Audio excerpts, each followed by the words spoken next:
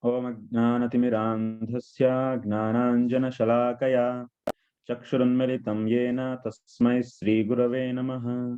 Shri Chaitanya Manobhishtam Sthapitam Yena Bhutale Swayam Rupa Kadamahyam Dadati Swapadantikam Vandeham Sri Guru Sri Yutapadakamlam Sri Gurun Vaishnavamscha Sri Rupam Sagrajatam Sahagana Raghunathanvitam Tam Sajivam Sadvaitam Savadutam Parijana Sahitam Krishna Chaitanya Devam Shri Radha Krishna Padan Sahagana Lalita Shri Vishakhanvitamscha He Krishna Karuna Sindhu Dinabandhu Jagatpate Gopesha Gopika Kanta Radha Kanta Namostute Tapta Kanchana Gaurangi Radhe Vrindavaneshwari Vrishabhanu Devi Pranamami Haripriye Vancha kalpatarubhyascha kripa sindubhya eva cha patitanam pavanebhyo vaishnavebhyo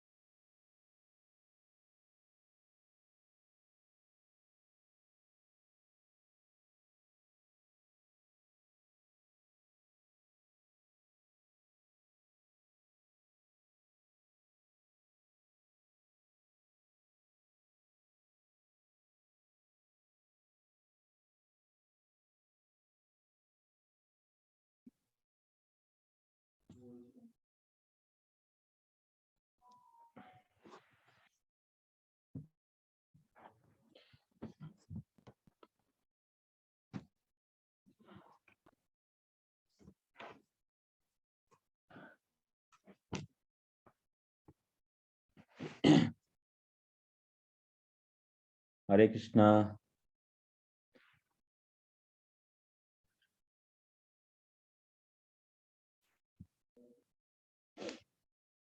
Actually, internet is not so stable because of weather problem.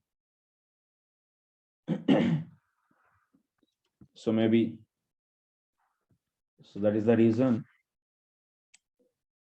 So unstable internet is here.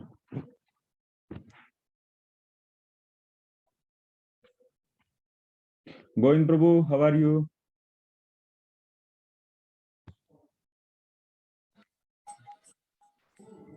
You are from which place? I am from Nepal, Prabhuji. Nepal. Okay. Hare Krishna. Hare Krishna, Prabhuji.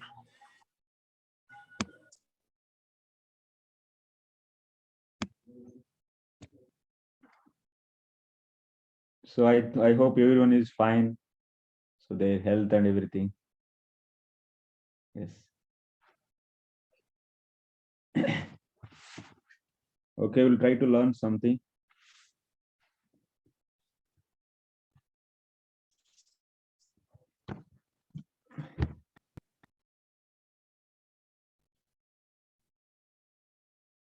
So we were discussing the first sloka of 7th chapter.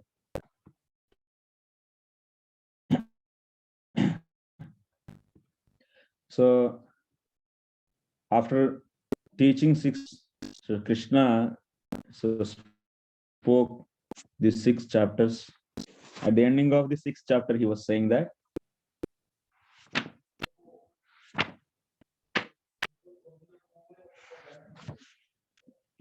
योगिनामपि सर्वेषां मद्गतेनान्तरात्मना श्रद्धावान् भजते यो मां समे युक्ततममतः.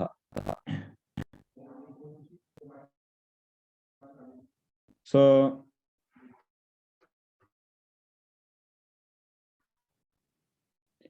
in the first 6 chapter yoga and Ashtanga yoga, these two yoga techniques.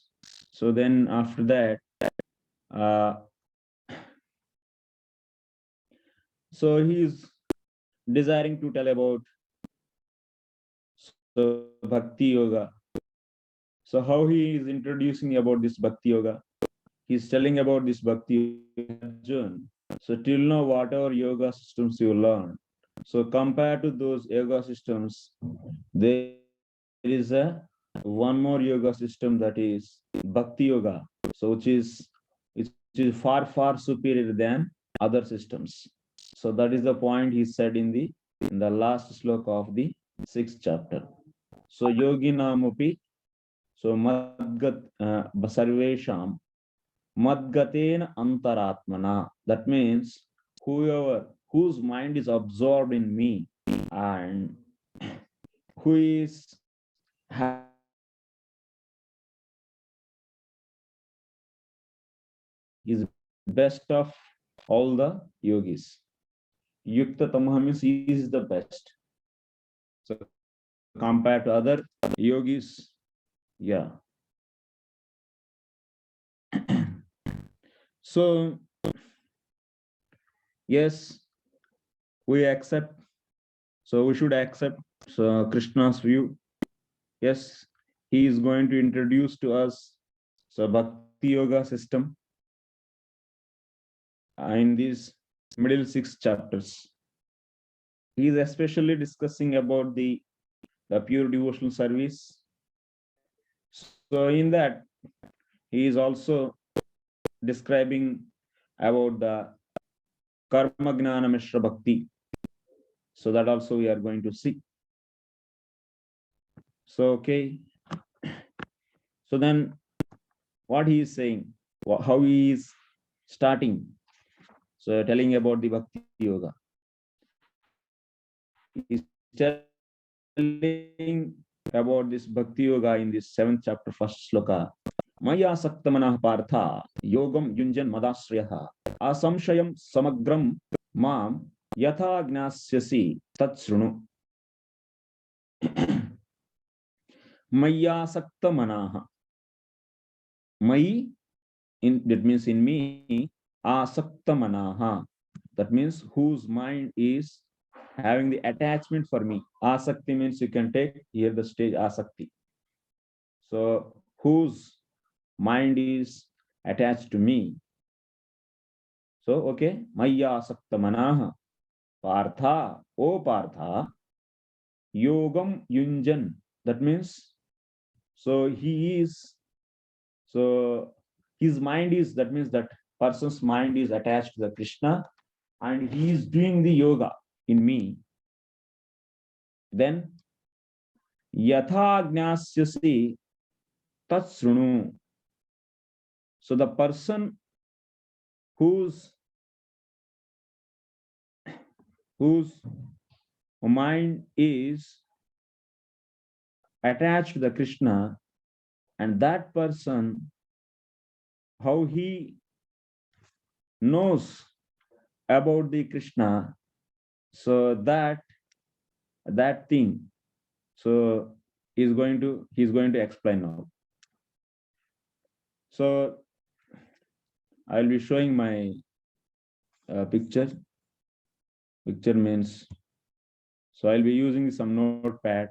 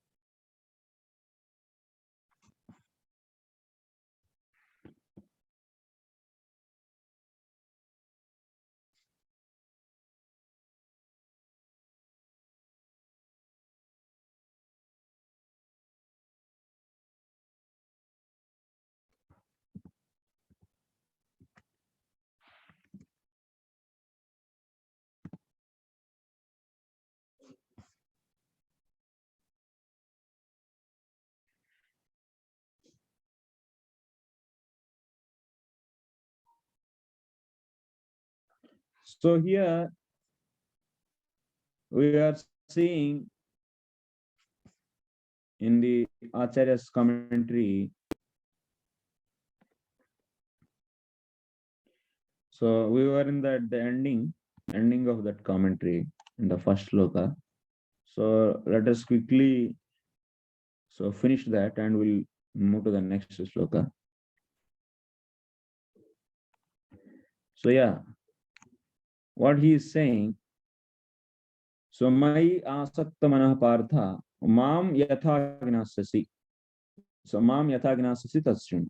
The way the person who has asakti in the Lord, he knows the way the person who has the asakti in the Lord knows about the Lord. That way, so that I will make you to hear.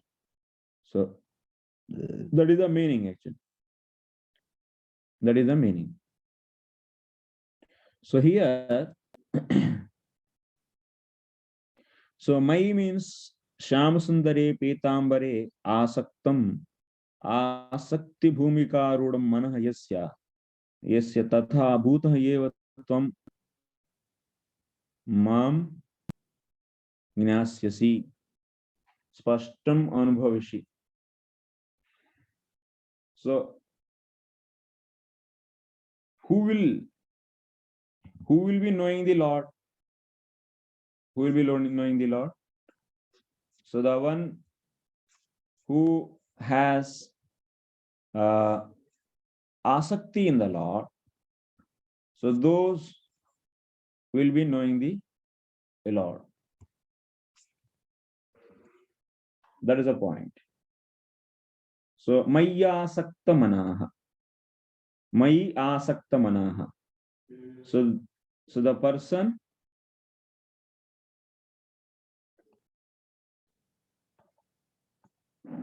who has asakti, so he will be a person who has asakti, so he will be knowing the Lord. So he knows Lord. Which Lord actually? He knows Lord. Which Lord? That is Shyam Sundara.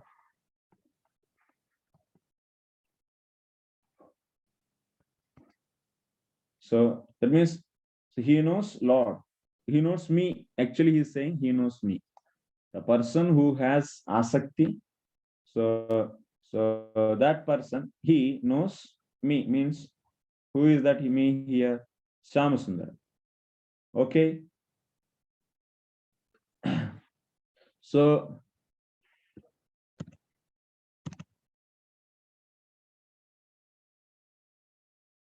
here next it is also said yatha spashtam anubhavishyasi tatsrunu kidrusam yog.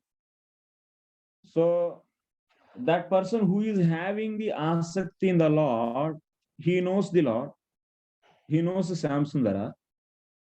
So how he knows? So how he knows? Spashtam anubhavishyasi.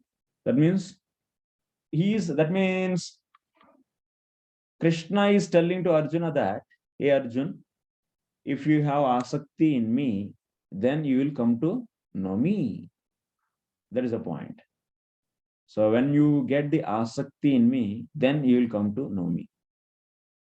That is a point. So here Krishna is saying. But, so then how he will be knowing? So asakti by asakti.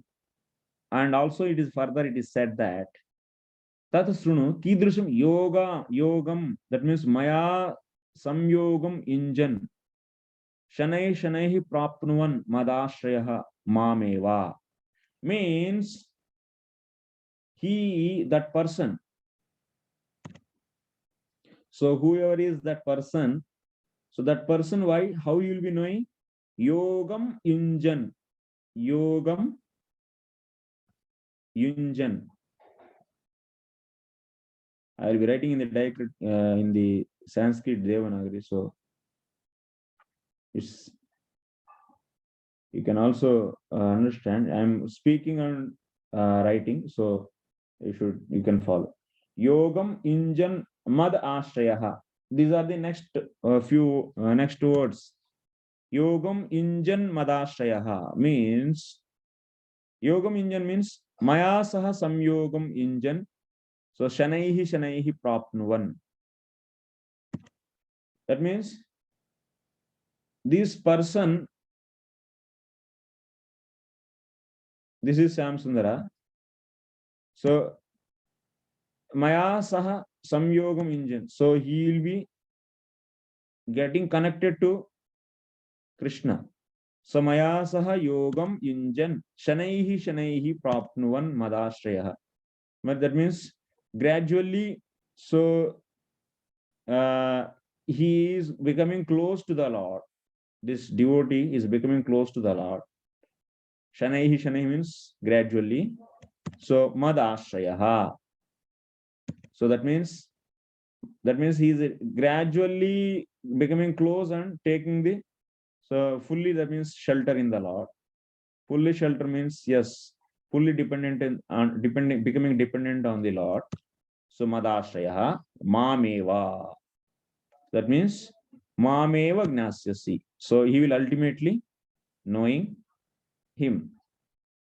So the person who has asakti, that person, so by becoming slowly by becoming close to the Lord. So how to become close to the Lord? By the process of the bhakti, one will become close to the Lord. So by that, so finally he is taking the shelter in the Lord.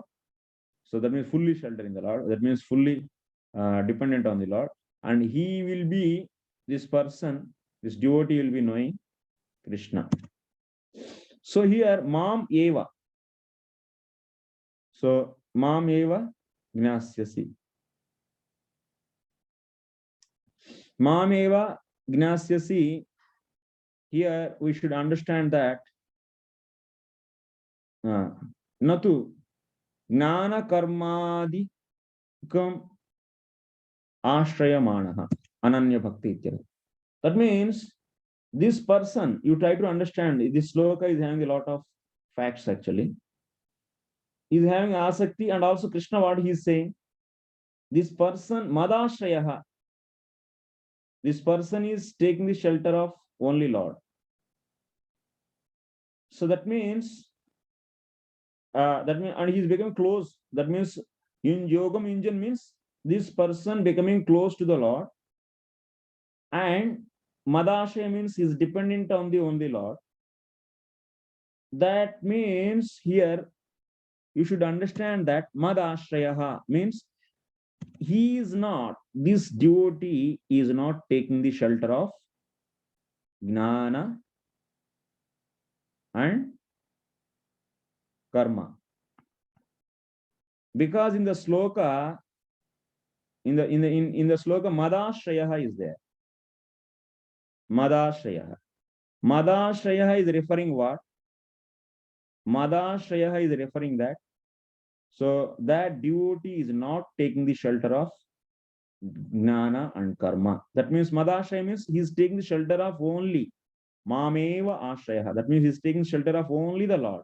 That means he is not taking the shelter of the gnana and karma. Okay. So he is not taking the shelter of, so not taking.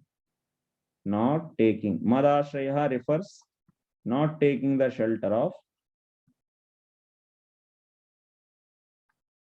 gnana and karma and so on. Okay. That point you should understand from the word madashraya. So gnana karmadikam ashrayamano. Na ashrayamano. That means what? Ananya bhaktaha. This means, so Krishna, what he is saying? Ananya bhaktaha will be coming to know me. That means Ananya bhakta means what? Who is taking exclusive shelter in the Lord. So madashraya means mameva ashraya. That means Ananya bhaktaha. ananya bhaktah. That means gnana karmadi anashritah, not taking the shelter of gnana and karma. Okay, that much you can derive from the word madashraya. So next, what word is there in the sloka? Asamshayam samagram. These two words are there in this sloka. So why all of a sudden Krishna is saying this asamshayam samagram? That means asamshayam means what? What is the meaning of asamshayam? Without doubt.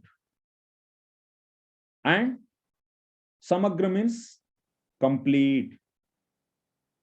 What is the intention? Krishna is saying, hey Arjun, you learned about the Gnana and yoga.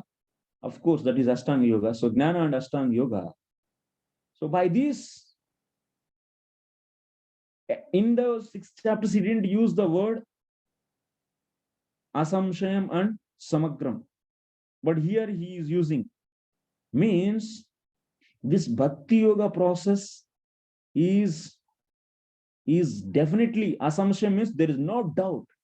Assumption means without doubt. There is no doubt that you will know about me. That means with the other process, I don't have any guarantee, but this is sure.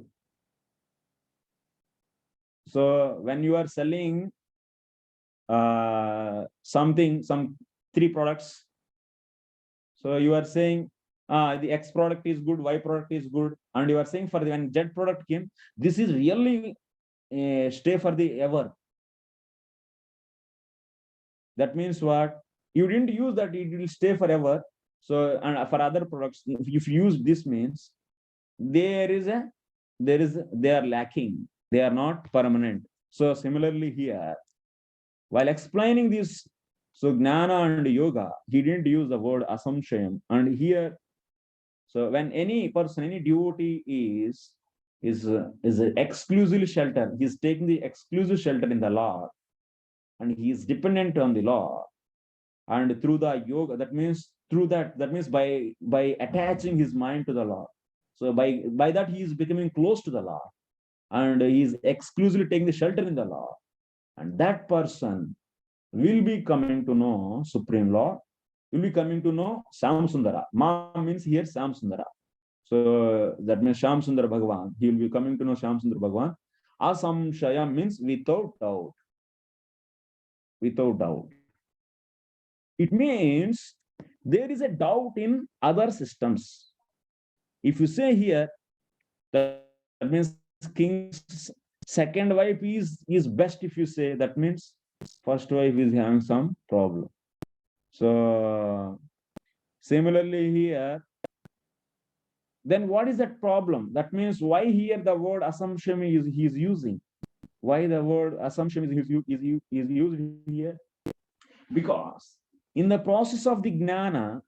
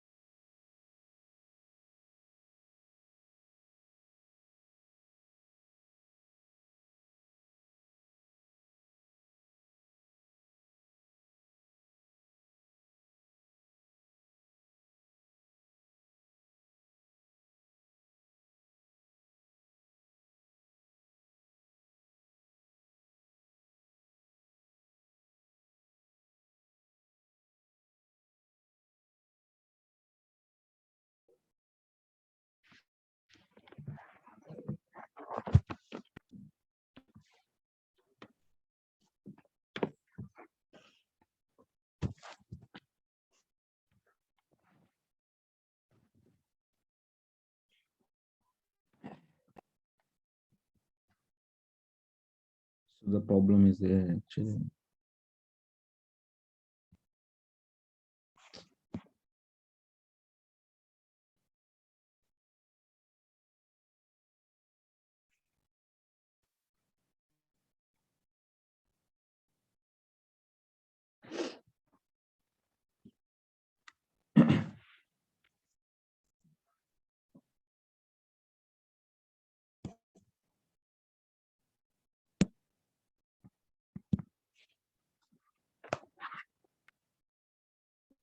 The word asamshayam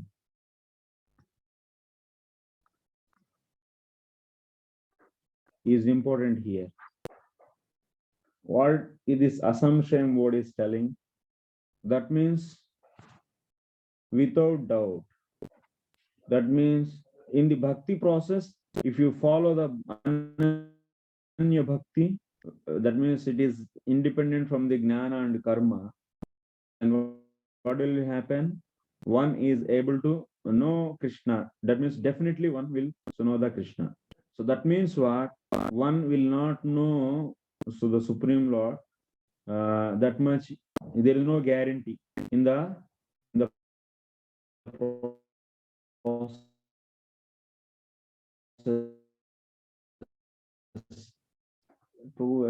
Signal is not coming. So in the jnana process, the worshipper jnani will be trying to follow the this marga, that's kleshodika tarastesham. So it is said in the previously. So not in the coming chapters to be told, kleshodika tarastesham. Avyakta chetasam. That means this process of jnana is really a difficult. It's a very difficult process, and it's very rare to get the realization of the Brahman there. So that's the why. That means to differentiate. So the bhakti process from the jnana. So here the word assumption is used. That means that is the meaning. Okay, next samagram. The word samagram means what? What is the meaning of samagram? Samagram means complete. And asamsya means no doubt, without doubt. So samagra means complete. So by what is said here, avyak,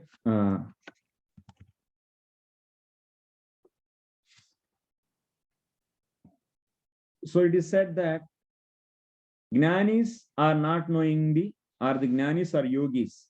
They will not be knowing the absolute truth completely. That means in the previous process, so the word samagram is not used, and here specifically samagram word is using. It means that bhakti yoga process is such a process. There definitely that means we'll be completely knowing the absolute truth. And you are not able, and in other process, we are not able to know Supreme Lord completely. So how can you say? So that means Gnanis are not knowing completely the absolute truth. Yes, they are not knowing the absolute truth completely. So how can you say? That means it is said, you see, Madiyam Mahimanam cha Parabrahmeti Shabditam Vetsyasyanugruhitam me Brahmanohi Pratishtaham. These are the two references from the 8th canto, 24th chapter, Matsya, that means Satyavrata, to the Raja Satyavrata. So Matsya Bhagavan he is saying, what he is saying, Matsya Bhagavan, Madiyam Mahimanam. So my glory is this Parabrahman. That means Lord's effulgence is this Brahman. And Lord is different. Lord is different means this Parabrahman is not complete Lord. It is just a partial realization of the Supreme Lord. And also we are hearing in future in the same Bhagavad Gita, Brahmanohi Pratishtaham. So I am the shelter for Brahman. That means Supreme Lord Krishna is a shelter for the Brahman. So that means the Jnanis who, whatever they are realizing that it's a Brahman, that is not a complete truth. That is a partial truth. So that's why Krishna is to show that difference. So Jnanis are not realizing completely, but Bhaktas are realizing completely. So that to show that difference, he is using the word here, samagram. So okay, so that's the samagram word is used, and assumption word is also is used for the above mentioned purpose, what I said. Okay, like this. Madjnana apekshaya tasjnana asamagram iti jyotitam. So that means, so finally, what we are understanding? We are understanding that clearly. This from the word asamshayam and samagram. This gnana marga is doubtful in giving the result. That is a one point we can conclude. And second, bhagavad gnanam, compared to bhagavad gnanam, brahma gnanam is partial. These two, brahma gnanam is partial. These two things you can conclude. Okay. Any question on this?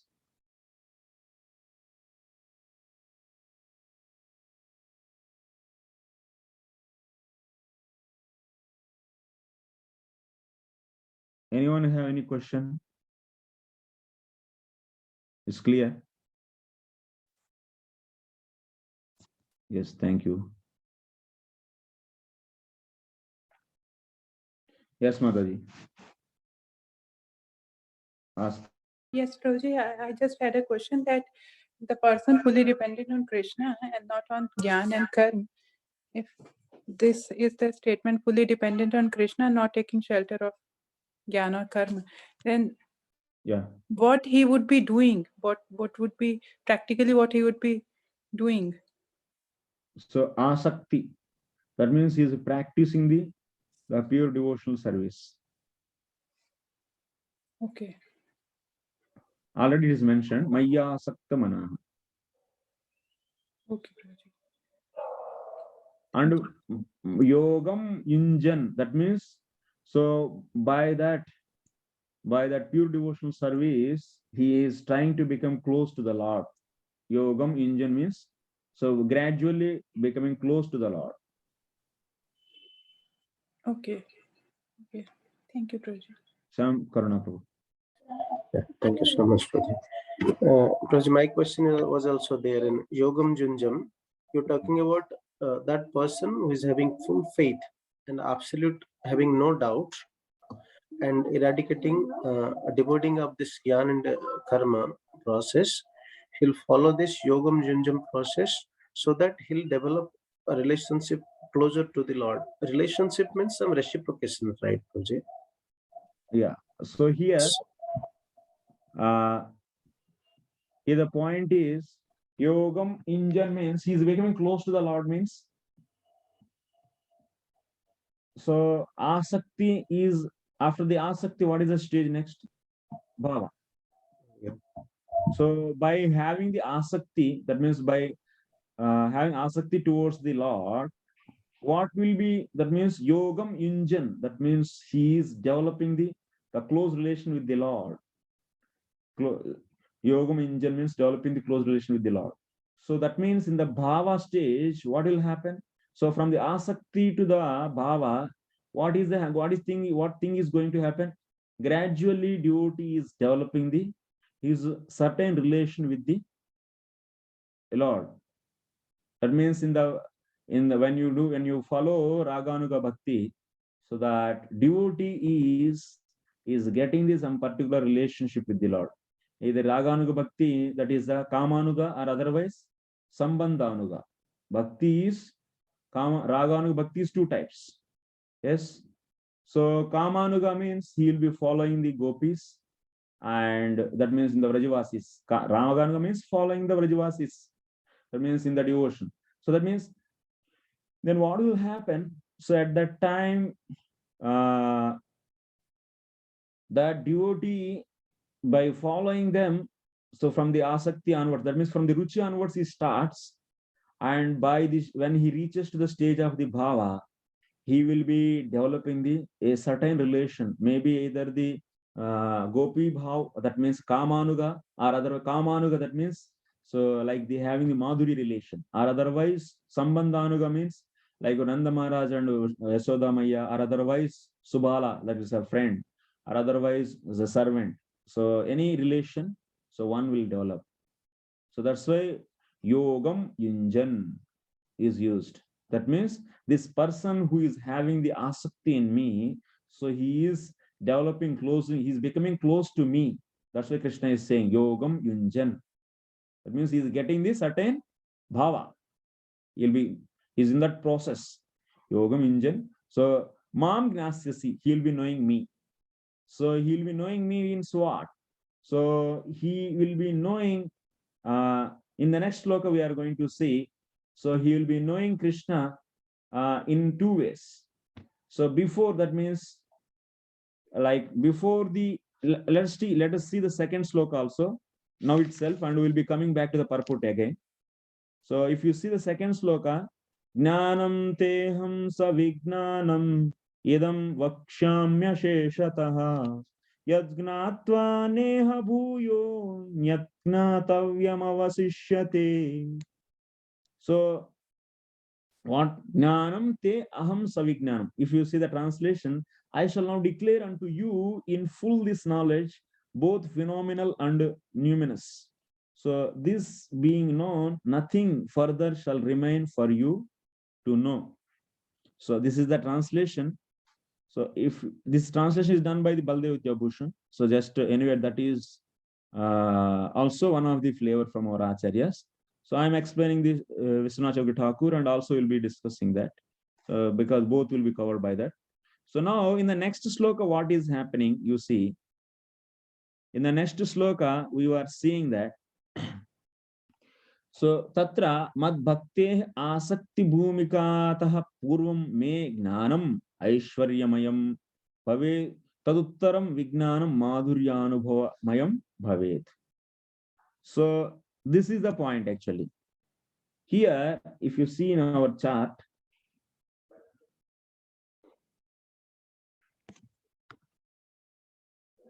I will explain in the chart about this. Like we have Shraddha, next Bhajana Kriya,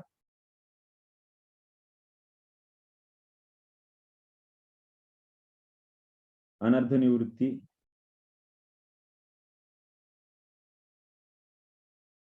next Nishta. We cannot see your writing.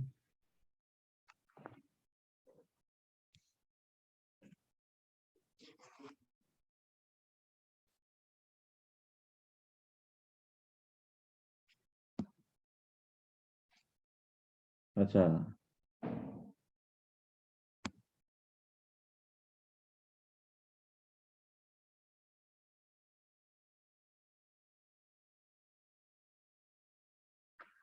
Bhajana Kriya, Nishta, Ruchi,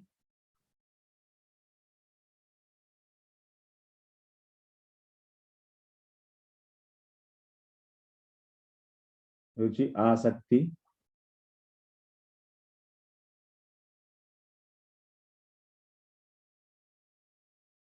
and Bhava, and Prema.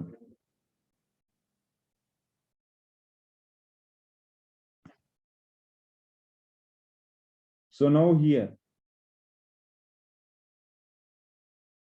Asakti to before Asakti. So what is there?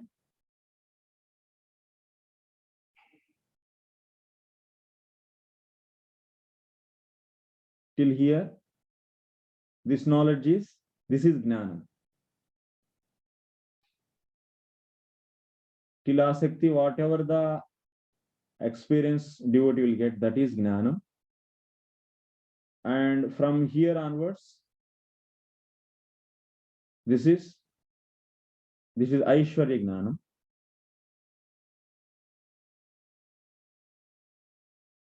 And this is Madhurya.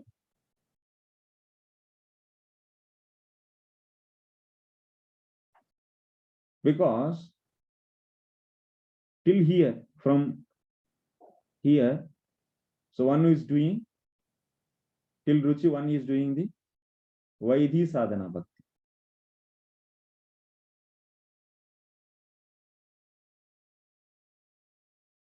And from Ruchi, he will be trying to start. That means, so from here, he is trying to start Raganuga. Okay, this also I will. Actually, I sometimes go into Devanagari. Okay.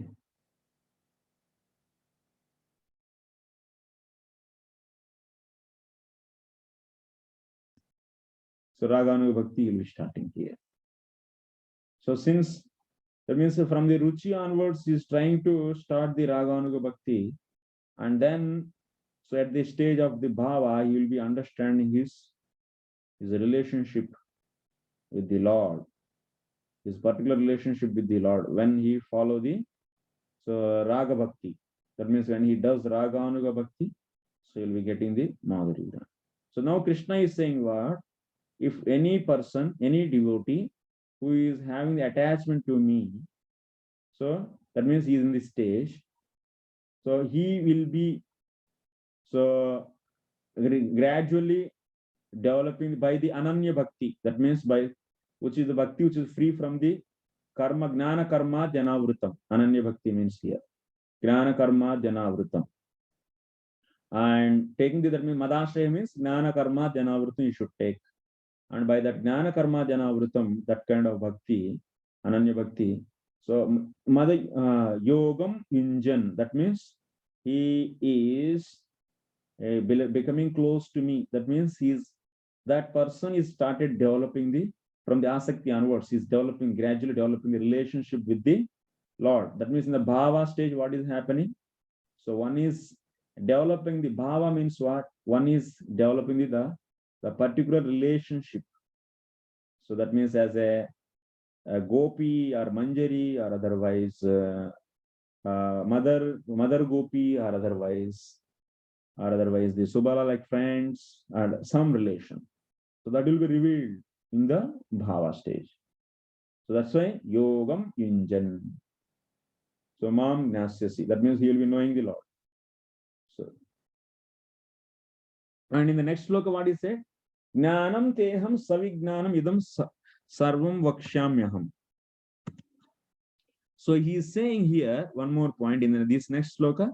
So mad bhakteh asakti bhumikatah purvam me gnanam aishwaryamayam bhavet taduttaram vignanam madhuryanubhava mayam bhavet tad ubayamapi tam shrunu ityaha gnanamiti. So that's why he is in the next sloka, whatever gnanam is there. So Vishwanath Chakravarti Thakur is saying that is Aishwarya Gnanam.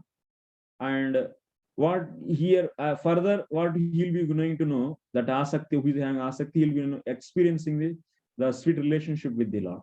So that is a Madhurya Gnana. So these two things I will explain, my dear Arjuna, to you. That means the person who is having asakti, what he knew and what he will know. That means what he knew. So he knew Aishwarya Gnanam. Gnana means Aishwarya Gnanam, you should take. And what he will be, by developing relation, what he will know, that is the Madhuri Gnana. Both I will explain to you, my dear Arjuna.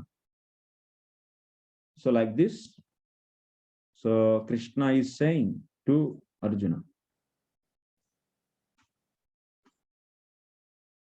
I hope it is clear. Is clear or not? Shampriya Mata. Yes, Prabhu. Prabhu, just I want to confirm what I understood in the last thing, that from Shraddha to Ruchi, he will be having Ashwarya Jnanam, and then at the stage of Asakti to Prema, he will be having Madhurya Jnana, and that is a Raganuga Bhakti, and before that is Vaidhi Sadhana Bhakti. And in this Raganuga Bhakti stage, he is developing a particular relationship with the Lord. And in the second verse, it's Krishna is saying that, talking about that the devotee already knows Ashwarya Jnanam. He knows Ashwarya Jnanam, and he will be knowing this. Yeah, he will be knowing Madhurya Jnana, that both, whatever Gnanam, Vijnanam is, So Aishwarya Gnanam and Madhurya Gnanam both. Vijnana means Madhurya and Aishwarya Gnanam means Aishwarya Gnanam. So both I will explain. So like that. So And Krishna he, is telling to he Arjuna. what is the different sentence? What is the two sentences you use, Prabhu? He will know Aishwarya Jnanam and he will be knowing. He will know because he will be What are developing. the Huh. okay? Okay. So Asamshayam word. Okay. Yes, Sita Rupa Mataji. Prabhu, here the question, I mean, in the verse it is written Jnanam. Jnanam means Aishwarya Jnanam. Vijnanam means Madhurya Jnanam. That is what you refer to, right? Yes, Mataji. Yes, Prabhu. Thank you. That's it. So okay, now we will be reading out the purport. So who will read? Okay, Mohan. Yes, Hare Krishna Prabhuji and Pradam. Prabhuji, do I have to read text 2 purport? First purport. Text 1 or Prabhuji text 2? 1. Okay, Prabhuji. Yes, Prabhuji.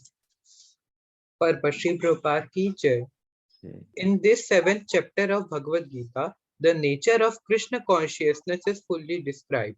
Krishna is full in all opulences, and how he manifests such opulences is described herein.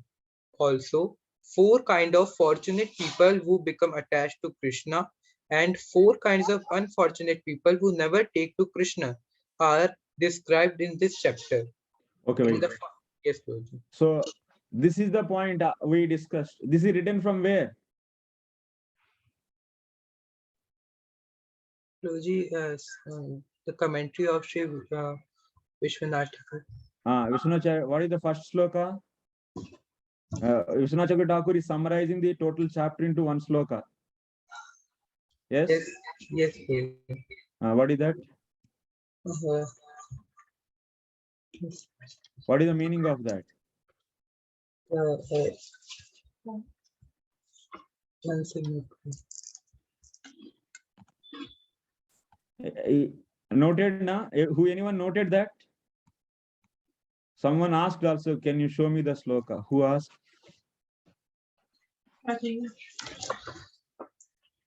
Which Mataji?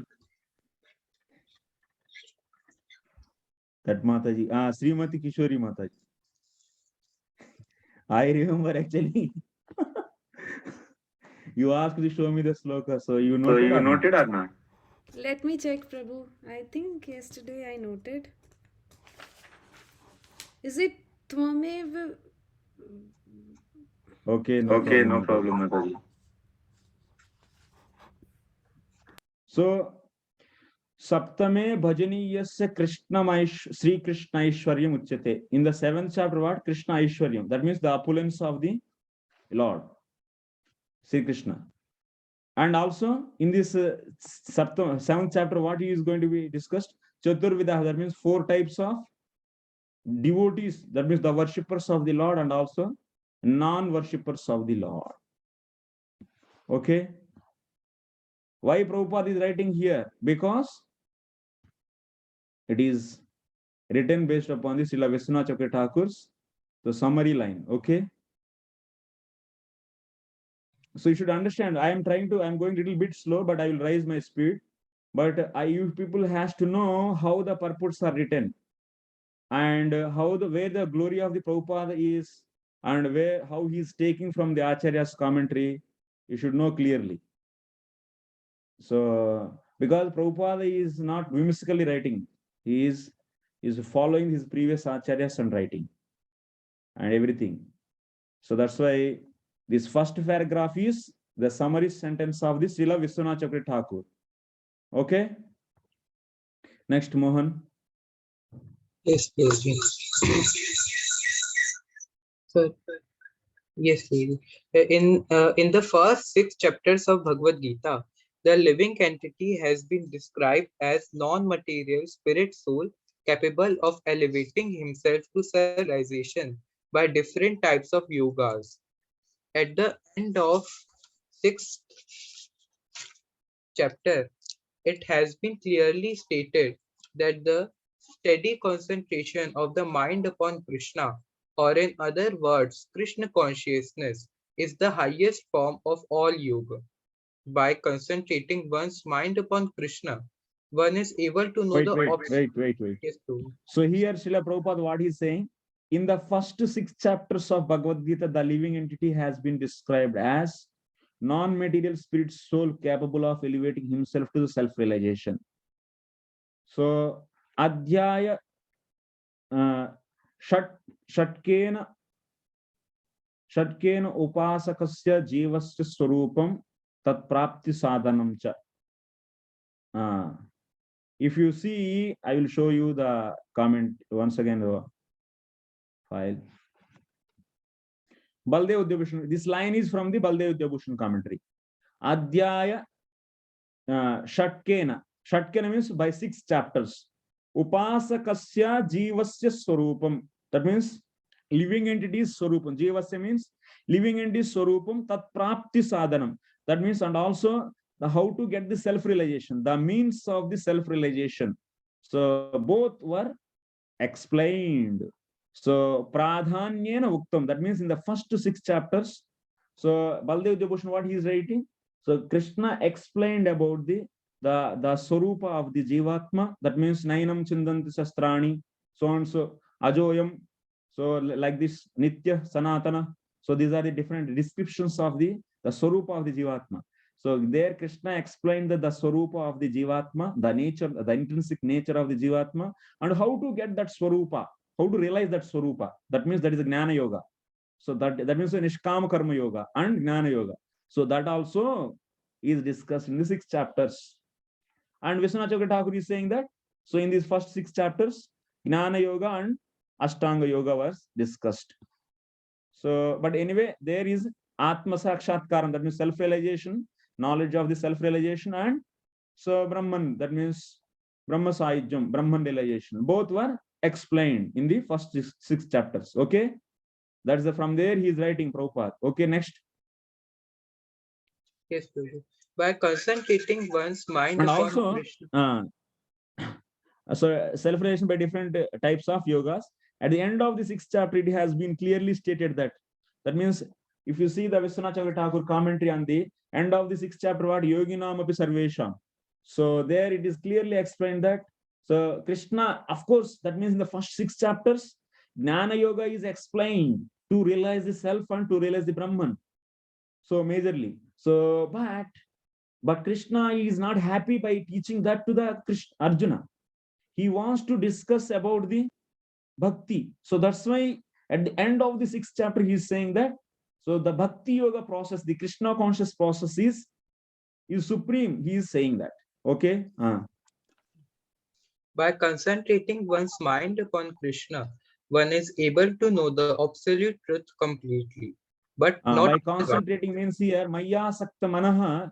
Here, what is said here, Prabhupada is saying that the word concentrating, asakta mana means he is translating as, so concentrating the mind. Okay. Impersonal Brahma Jyoti or localized Paramatma realization is not perfect knowledge of the absolute truth because it is partial. Wait. So here, because these are partial, how you are saying, how Prabhupada is writing, why he is writing this line here? So all of a sudden, why this Brahman and Paramatma came here? And this devotee who is concentrating on the Lord, he will be knowing the Supreme Personality of Godhead Krishna. And why Prabhupada is writing that parcel, that means Brahma Jyoti and localized Paramatma is not perfect, because they are partial. Why he is saying? What is the word in the sloka is referring this? Who will be telling? Srimati Kishori Mata. Is it Samagram, Prabhu? Complete. Prabhu, Mataji, why I am hearing the reflection of my voice? You have the problem in your system. So, Jitendra, Prabhu. Hare Krishna. So here referring the 2 words asamsayam samagram. कि भक्ति yoga is without doubt, while the jnana and other No, yoga tell me is the specific answer. When I ask the question, you should tell that same answer, exact answer for that. No need to go here and there. so Brahman I am jnana is asking that partial. here. Prabhupada is writing so localized Brahman and Brahman and localized Paramatma are partial. Why he is saying? Based upon what word of this sloka he is saying this? Hare Krishna. Okay. Breaking Sitarup sometime. Mataji. Prabhu, is it Yogam Yunjan? No, Mataji. Achyuta Seva.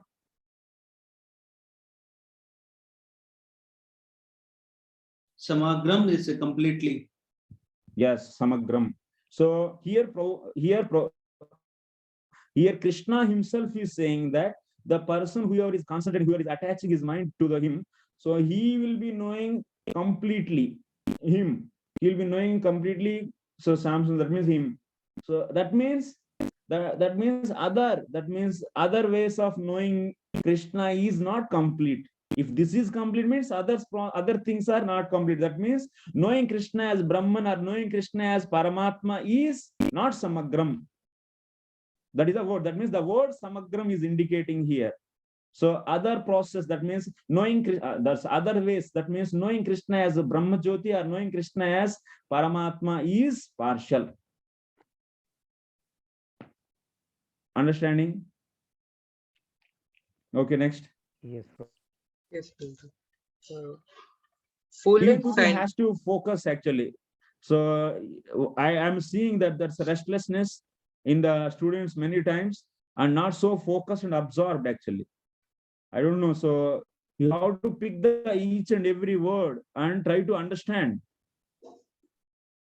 Very vague answers and without less attention actually. Please, this is not sufficient from the student side actually to learn and be so carefully follow each and every word. Okay, next. Full and scientific knowledge is Krishna, and everything is revealed to the person in Krishna consciousness. In complete Krishna, everything is revealed revealed to the person in Krishna consciousness. That means Samagram. That means the Krishna conscious person will be knowing everything. He is realizing everything. That is the point. Yes. Next. In complete Krishna consciousness, one knows that Krishna is ultimate knowledge beyond any doubts. Yes. Different types of yoga are only stepping stones on the path of Krishna consciousness. One who takes directly to Krishna consciousness automatically knows about Brahma Jyoti and Paramatma in full. Yes, this is the point.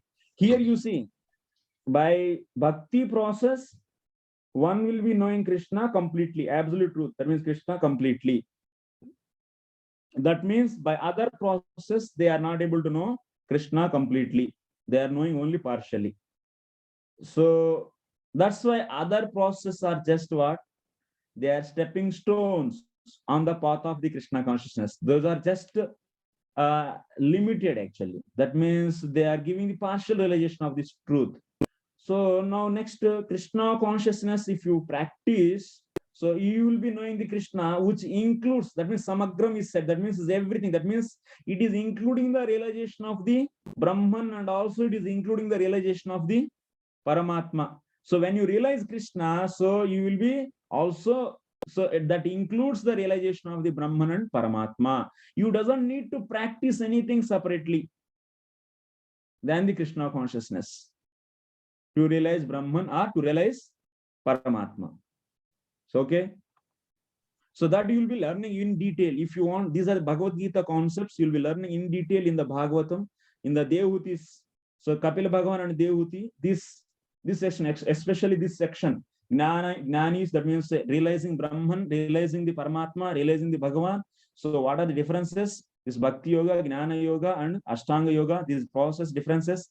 And from the after hearing, that means Mother Devahuti hears all these knowledges from the Kapila Bhagavan, and finally she concludes how the Bhakti Yoga is superior and her realizations. So from her realizations, we can understand. So that's why the elaborate discussion of this section you'll be seeing in the 24th, 25th, 26th, 27th, 28th, 29th, 30, 31, 32, 33. These are the 9 chapters of the 3rd canto. Okay, next. By practice of Krishna consciousness yoga, one can know everything in full, namely the absolute truth, the living entities, the material nature, and their manifestations with paraphernalia. One should, yes, this is Aishwarya. That means knowing the Lord's different Aishwarya, that means Lord's energies. So this is nothing but the Aishwarya. So that's why here Prabhupada is mentioning this. Okay, next. One should therefore begin yoga practice as directed in the last verse of the 6th chapter.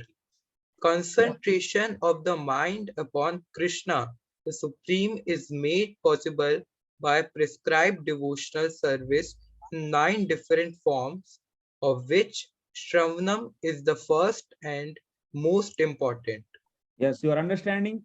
And Yes, with what understanding Prabhupada is writing this? What is the main, why he is writing? Because, so how, that means Krishna is saying that in the last sloka of the 6th chapter, one has to practice bhakti. Then Prabhupada is elaborating that how to do that. So someone is asking now just how to do that. So then that is starting with the Navadha Bhakti. That means Navadha Bhakti means 64 limbs of the Vaidhi Sadhana Bhakti. Prescribed devotional service means Vaidhi Sadhana Bhakti. So by that means which starts from the Shravanam. So our devotion, that means from the Sadhu Sangha. So there Shraddha, that means these are stages, but mainly in the devotion, that's Mukhya Angas. So in the Mukhya Angas, you'll be seeing that. So Shravanam. So Prabalangas are also there in that 64 devotional items. So Mukhya Angas also there. Mukhya Angas, what is the first thing? So Shravanam, Kirtanam, Vishnu Smaranam, Pada Sevanam, Archanam, Vandanam, Dasa, Sakyam, Atmaniyam. So that's why here Prabhupada is telling this Bhakti Yoga starts with this Shravanam. Yes. Yes, Guruji. The Lord therefore says to Arjun, Tat Shrinu, or hear from me. No one can be a greater authority than Krishna. And so this therefore, is Prabhupada's beauty actually. Wait, Prabhu. yes, So this is Prabhupada's beauty. That's now what he is saying. He is showing that Shravanam. That means here now Krishna is also telling to the Arjuna. So Tatsrunu. That means from this Prabhupada is writing by his own commentary. This line is Prabhupada's own commentary, and he is showing that. So Krishna is saying Arjuna to hear. So similarly, we should also first in our devotional service, what is the main and foremost thing one should do? That is Shravanam one has to do. So that's why Shravanam is the first and foremost thing. So here from me. So next, and also he's saying that no one can be greater authority than Krishna, and therefore by hearing from him, one receives the greatest opportunity to become a perfectly Krishna conscious person. So that's why hearing from the Krishna is the greatest opportunity, and that is a real authentic way. That's why Bhagavad Gita is the authentic scripture, and that is nothing but Krishna's Gita. That means Krishna's speech, Vani. So this is the authentic way, authentic knowledge one has to hear to practice the process what is explained in the 6th, that's the Bhakti Yoga, that is which is said in the 6th, that's the last chapter, last sloka of the 6th chapter. Okay. One has therefore to learn from Krishna directly or from a pure devotee of Krishna, and not from a non-devotee, upstart, puffed up with academic education. Yeah, this is the main. Now Prabhupada is saying, even elaborating.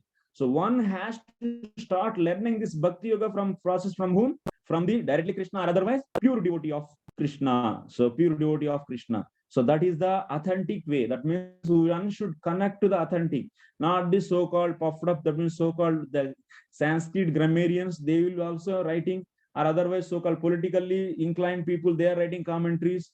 So such a people are not really so the teachers of the Bhagavad Gita are they are not the people. So from whom we should learn this Bhakti Yoga process? Bhakti Yoga process should be learned. Hearing should be done from the pure devotee of the Lord. That means whoever is following the process of the pure devotional service. Yes. Yes. In the Srimad Bhagavatam, this process of understanding Krishna, the Supreme Personality of Godhead, the absolute truth, is described in the second chapter of the first canto as follows. Pradesh, shall I read the verses? 1 second, bro. Yes, please. So in the Srimad Bhagavatam, this process of understanding Krishna, the Supreme Personality of Godhead, the absolute truth is described in the second chapter of the first canto follows. So now we read actually what till the asakti we have what different stages. After the Shraddha, one will be going to Gurupada Ashraya. After the Diksha, the Guru Seva. Then after that,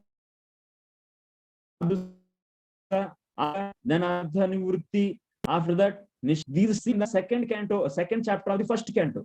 So Shunvatam Swakata Krishna Punya Shravana Kirtana Rudyantasto Hyabadrani Vidunoti Sursatam Nashta Prayasha Badreshu Nityam Bhagavata Sevaya Bhagavatyuttama Sloke Bhaktir Bhavati Naishtiki Tadarjastamo Bhava Kama Lobhadayascha Ye Chetayetera Navidam Sitam Satve Prasidati Evam Prasanna Manaso Bhagavat Bhakti Yogatah Bhagavat Tattva Vijnana Mukta Sangasya Jayate Vidyate Hriday Grandhis Chidyante Sarva Samshaya Kshiyante Chasya Karmani Drishtayeva Atmanishware. So these are the slokas which are telling about these 9 stages. That means we have Shraddha, so Sadhu Sangha, Anardhani Bhajana Kriya, Anardhani Vritti, Nishtha, Ruchi, Asakti, Bhava, Prema. These 9 stages are explained in these slokas. If you want to know detailedly these stages, so you should understand.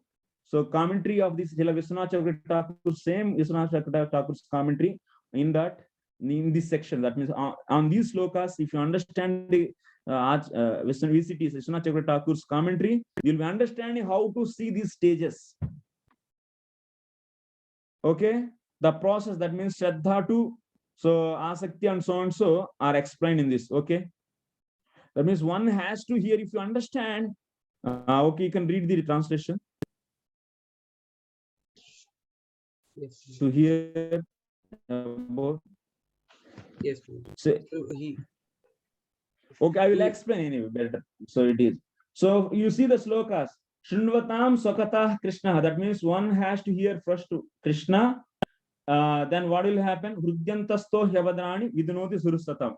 That means his impurities in his heart will be clean. Then Nashtaprayash, that means this is the Anardhani Vritti. Then Nashtaprayash Abhadreshu Nityam Bhagavata Sevaya. That means once these impurities are, majorly impurities are gone, then what will happen? One will be coming to the Naishtiki Bhakti. That means that is a Nishta. That is stage of Nishta. Then after that, what will happen? Tada Rajastamo Bhavaha. That means, so by continually doing the Nishta, so then what will happen? So Rajas and Tamas are suppressed. That means, so one will be coming to, that means Rajas and Tamas are suppressed in the heart. It means one will be losing the taste for the material objects. So that means he will be developing the taste for the Krishna Katha. That means Ruchi. So this is the Ruchi actually. So Tada Rajastamo Bhavaha Kama Lobhadayas Chetayete Ranaviddam Stitam Satve Prasidati. So then after that you can explain. That means here I am not exactly remembering all the stages, but you can see that means other stages also is Vishwanath Chakravarti Thakur is explaining on these remaining slokas. So in this way, one will be reaching to the stage of the bhava, and after that prema. Everything is explained here. Okay, so you can read out the in general once the translation total to hear about. Yes, Prabhuji. To hear about Krishna from Vedic literatures or to hear from him directly through the Bhagavad Gita is itself righteous activity. And for one who hears about Krishna, Lord Krishna, who is dwelling in everyone's hearts, acts as a best wishing friend and purifies the devotee who constantly engages in hearing of him. In this way, Next. yes, in this way, a devotee naturally develops his dormant transcendental knowledge. As he hears more about Krishna from the Bhagavatam and from the devotees, he becomes fixed in the devotional service of the Lord. By development of devotional service, one becomes freed from the modes of passion and ignorance, and thus material lust and avarice are diminished. When these impurities are wiped away, the candidate remains steady in his position of pure goodness, becomes enlivened by devotional service, and understands the science of God perfectly. Thus, Thus, Bhakti Yoga severs the hard knot of material affection and enables one to come at once to the stage of asanshayam samagram, understanding of the supreme absolute truth personality of Godhead. Srimad Bhagavatam, Canto 1, Chapter 2, verse 17 to 21. Therefore, So, yes, yeah. Guruji.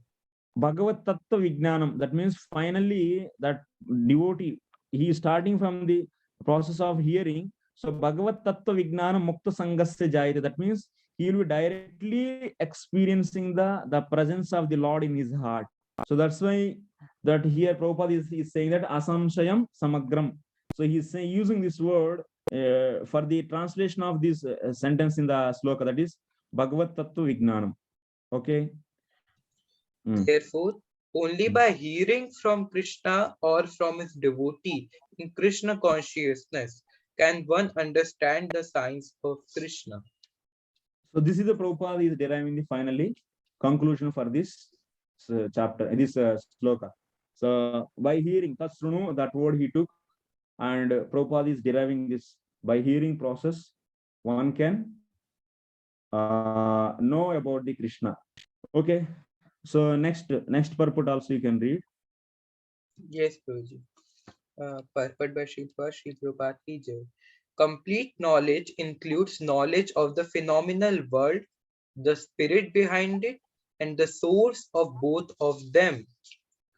This is transcendental knowledge. The Lord wants, yes, Guruji. So this complete knowledge is a phenomenal world, the spirit behind it, so and the source of both of them. That means what it means, Bahiranga Shakti and also the Jiva. Okay.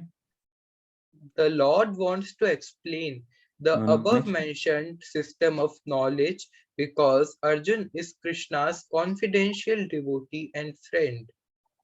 In the beginning of the 4th chapter, this explanation. Okay. The Lord wants to explain the above mentioned system of knowledge because Arjuna is Krishna's confidential devotee and friend. Okay. Next. In the beginning of the 4th chapter, this explanation was given by the Lord, and it is again confirmed here. Complete knowledge can be achieved only by the devotee of the Lord in disciplic succession directly from the Lord. Therefore, yes.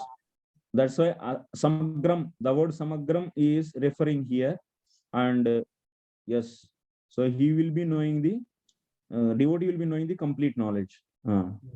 Therefore, Mm. therefore, one should be intelligent enough to know the source of all knowledge, who is the cause of all causes and the only object for meditation in all types of yoga practice. When the Yes. cause of all causes becomes known, then everything knowable becomes known and nothing remains unknown. The Vedas Mukund Upanishad, Chapter 1, Text 3 say, Kasmin u bhagavo vijnate sarvam idam vijnatam bhavati. Tasmin bhagavo vignate sarvam idam vignatam bhavati iti. So Mundakopanishad this is. Okay. Yes. So here just the few lines are remaining. Yes, Prabhu, in the commentary that I will explain from this Srila Vishwanath Chakravarti Thakur's commentary.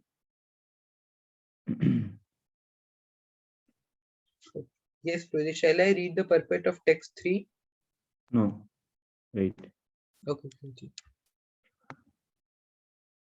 So here we extra points took from the Vishwanath. What we are saying that asakti.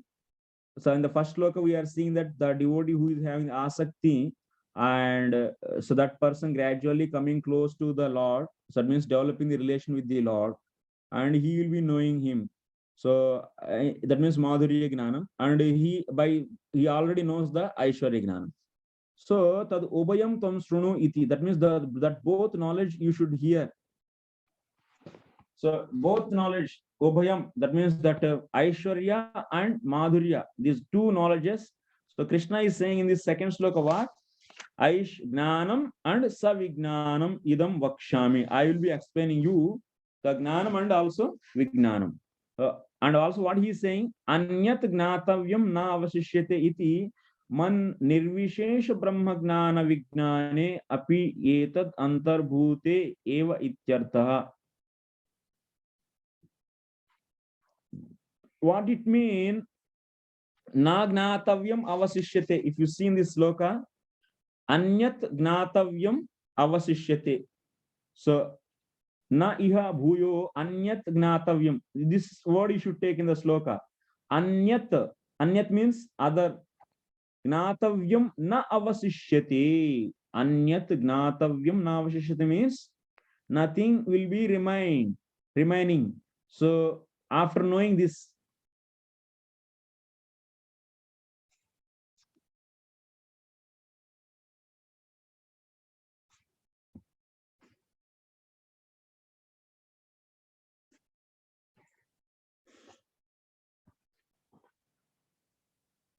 so after knowing the Gnanam, Aishwarya Gnanam and Madhurya Gnanam, nothing will be remaining actually. So that means what? Na Gnatavyam Avasishyate. That's Aishwarya Gnanam and Madhurya Gnanam by this. So nothing is na Gnatavyam Avasishyate means nothing will remain to know. So that means Nirvishesha Brahma Gnanam and also Vignanam. Nirvishesha.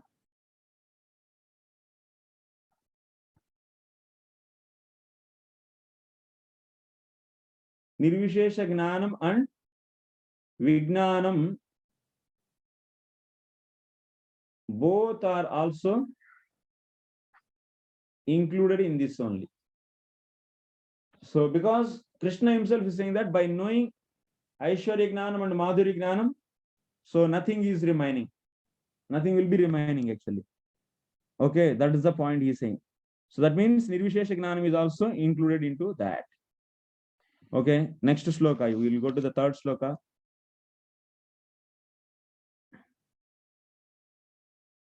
So from the first sloka, we are understanding that the Prabhupada is explaining actually how the Shravanam is important.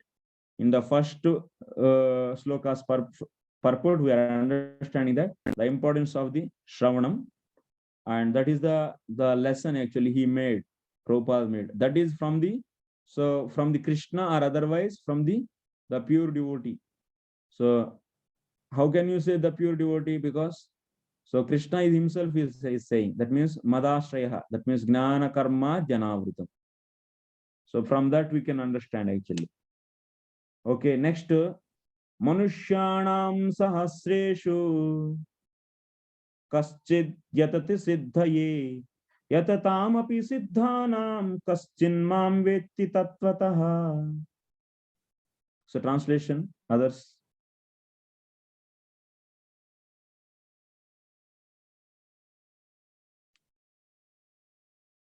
Tulsi Mataji.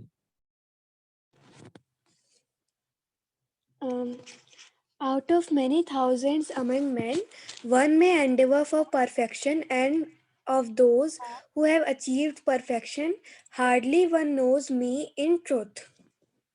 Okay. So Manushyanam sahasreshu kaschid yatati siddhaye. Yatatamapi siddhanam kaschin mam veti tattvatah. So here, so how to understand this sloka?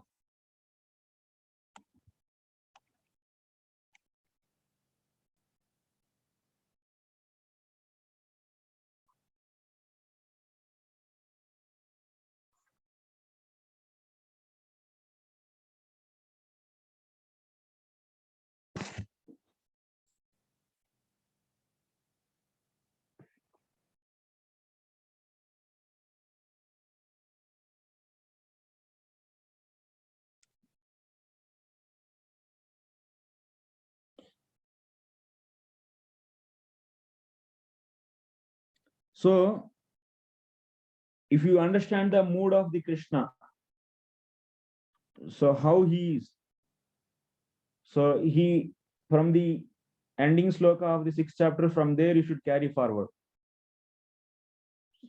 So he established, you should remember the whole concept.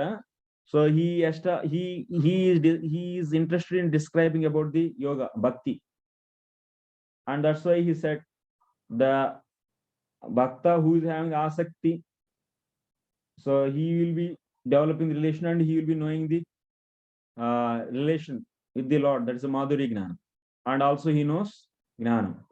So that's why he is saying that here in the next sloka, hey Arjun, I will explain to you gnanam and vijnanam. So that means that asakti, the bhakta who is having asakti, he will be knowing the madhuri gnanam and he knows the aishwarya gnanam.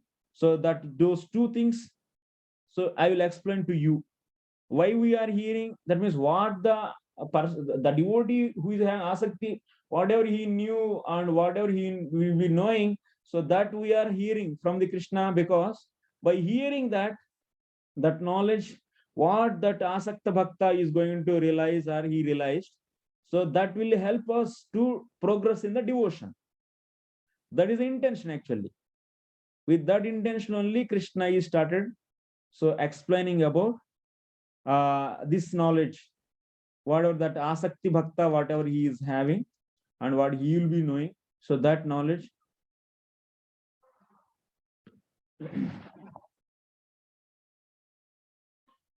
These dogs are barking so much here.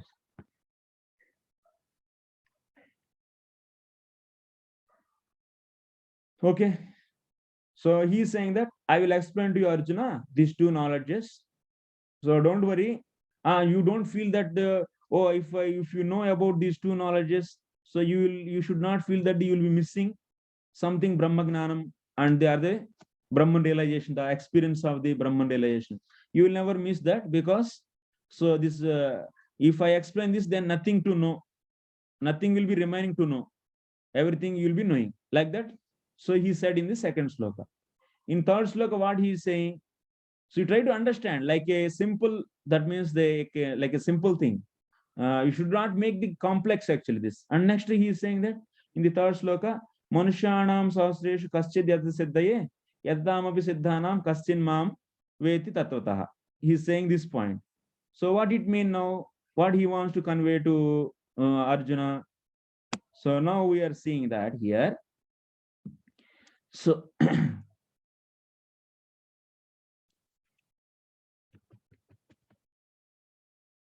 so he's saying once again, hey Arjun, you know, this Gnanam and Vijnanam, this is Aishwarya Gnanam and Madhurya Gnanam, you know, this is not, this cannot be known by this Jnanis and Yogis. These Jnanis and Yogis. So Gnanibir, Yogibir api Durlabham. So he wants to say this point actually. Jnanis and Yogis, they don't know this Gnanam and Vijnanam. So to say this, he is mentioning this sloka. This is known by only devotees. So what is that? Manushyanam. That means asankyatanam jivanam madhye kaschideva manushyaha bhavati. That means manushyanam sahasreshu. Manushyanam means there are sahasreshu means, so manushyanam sahasreshu. That means there are millions and millions of the jivas are there, millions and millions and jivas are there. In that millions and millions of jivas, so few are the human beings. That means unlimited jivas are there. Asankyatanam jivanam. There are unlimited jivas are there. In that, kaschideva manusha bhavati. Here, why the word manusha word is used? Because it is very rare to get the human body. Even Prahlad Maharaj also says, Durlabham manusha janma. Why human body is so rare to get? Why we consider human body is rare? What is the speciality of the human body? Why we have to give so much importance for the human body? Why not the Devata, demigods body is appreciated? Why not these other bodies? Even Devatas, they are not glorified, but human bodies are glorified. Why? That will come to know anyway. I will explain. So, but Krishna is giving this special importance to the human beings. Here also you can see Manushyanam. That means among millions of the unlimited jivas, so only few, that means will get the human being, that means human body. So Manushyanam sahasreshu madhye kaschid shreyasi yatate. That means it is rare to get the human body. Among whoever is getting that human body, even in those, only one, that means someone will be trying. Yatate means trying for, shreyasi means ultimate benefit. Okay. So among those human beings, millions, thousands of human beings, someone will be trying for the ultimate benefit. Tadrishanam api manushanam sahasreshu kaschideva mam tatvatah veti. That means very few will be trying for the ultimate benefit. Among those, that means whoever is trying for trying to know the ultimate benefit, among those thousands of people, so kaschit, that means someone. Mam, that means Syamasundaram, that means Mam means Krishnam. Tatvatah veti, that means actually knows. That means Sakshad Anubhavati. Nirvishesha Brahmanubhavanandat Sahasra Gunadikah Savishesha Brahmanubhavanandah Syaditi Bhav. That means it means what? So only that one person will be, that means some persons only will be knowing me. So if you make a diagram, so if you just one quickly we'll make the diagram here. So how it goes? This is the big circle. This first circle is what? Prabhu, we can't see the drawing. Achha. Screen. Sorry.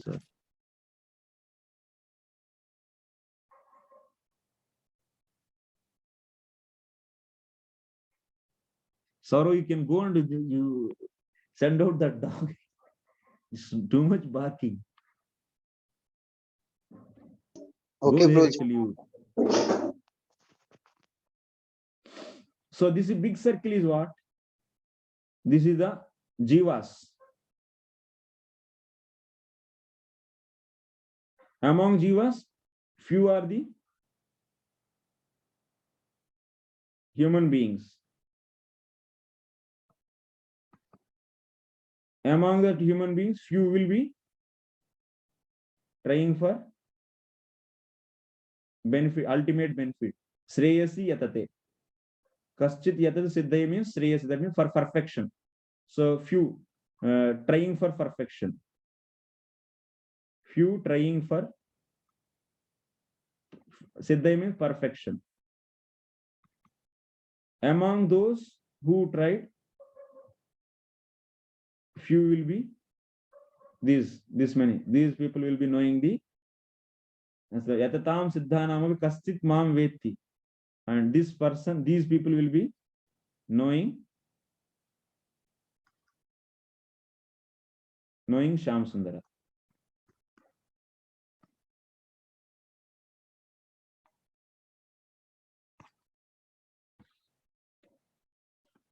Okay.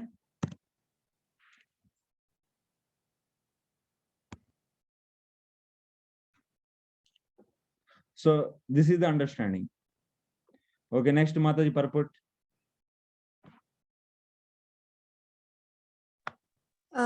For Partial Prabhupada ki jai, there are various grades of men, and out of many thousands, one may be sufficiently interested in transcendental realization to try to know what is the self, what is the body, and what is the absolute truth.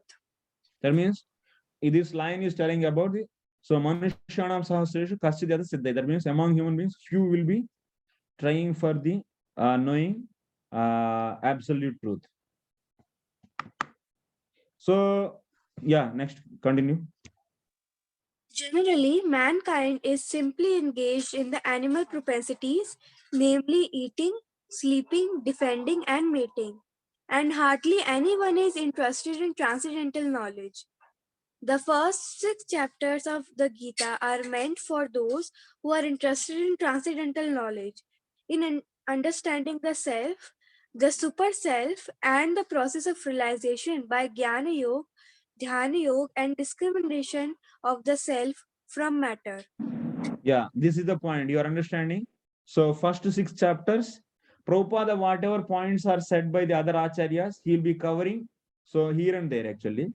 So here we are hearing in the first 6 chapters, one we are able to, that means, see the knowledge related to the self, and also how to know, realize that self. So that means Jnana Yoga and Dhyana Yoga. So these are also explained there. Okay, next. However, Krishna can be known only by persons who are in Krishna consciousness. Other transcendentalists may achieve impersonal Brahman realization, for this is easier than understanding Krishna.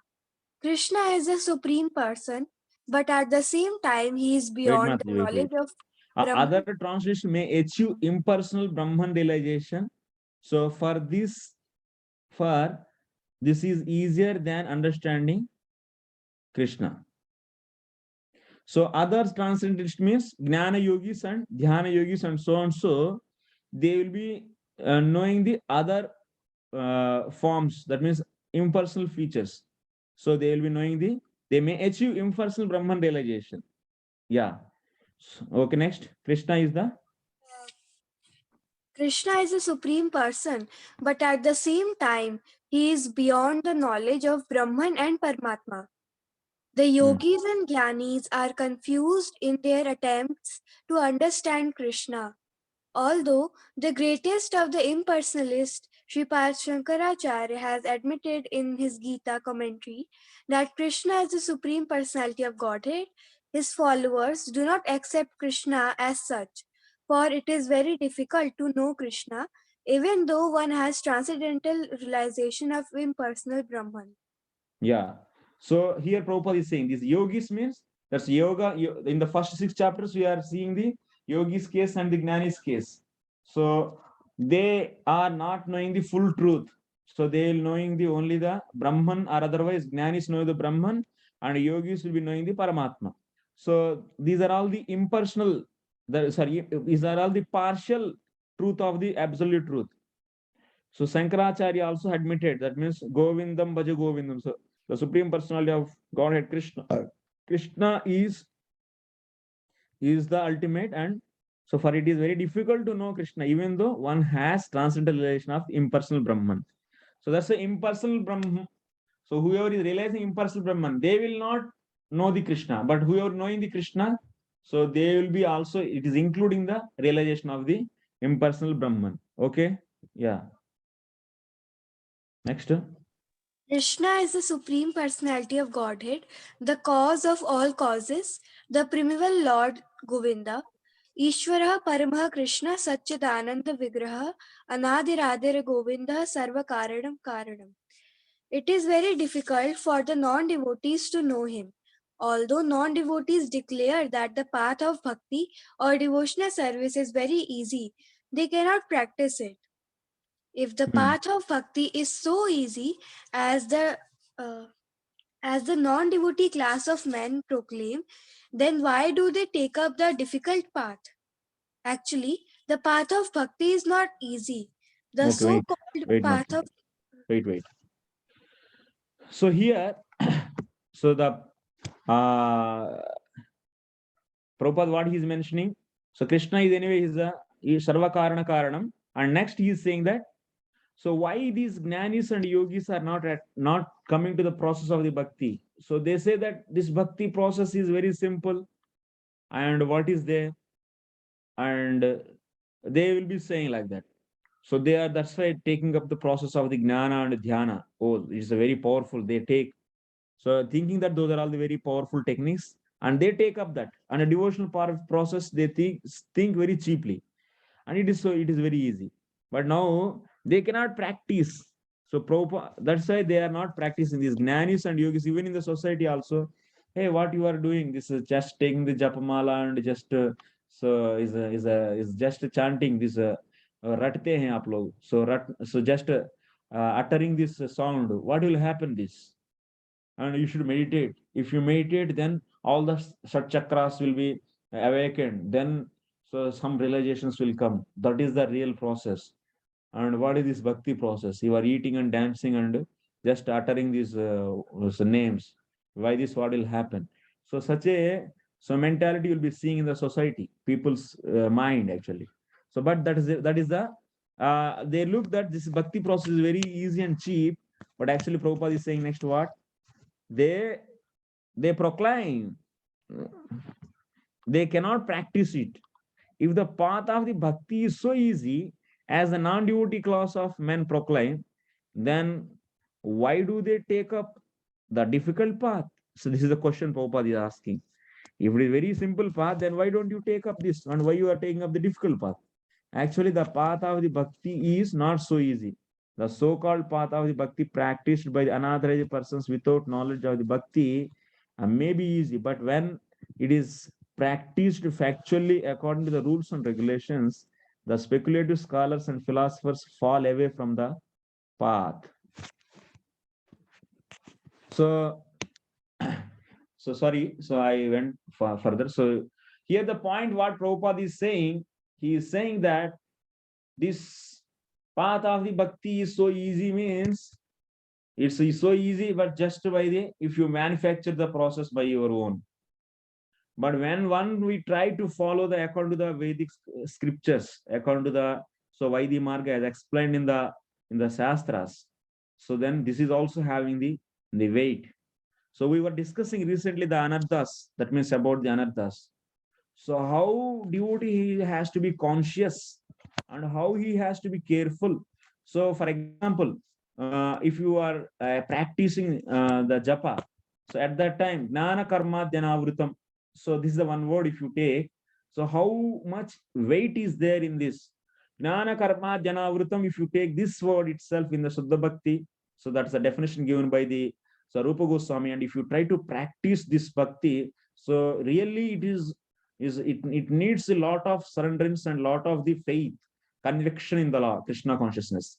So what is the meaning of the Jnana Karma Dhyanavrutam? What is the meaning of Jnana Karma Dhyanavrutam?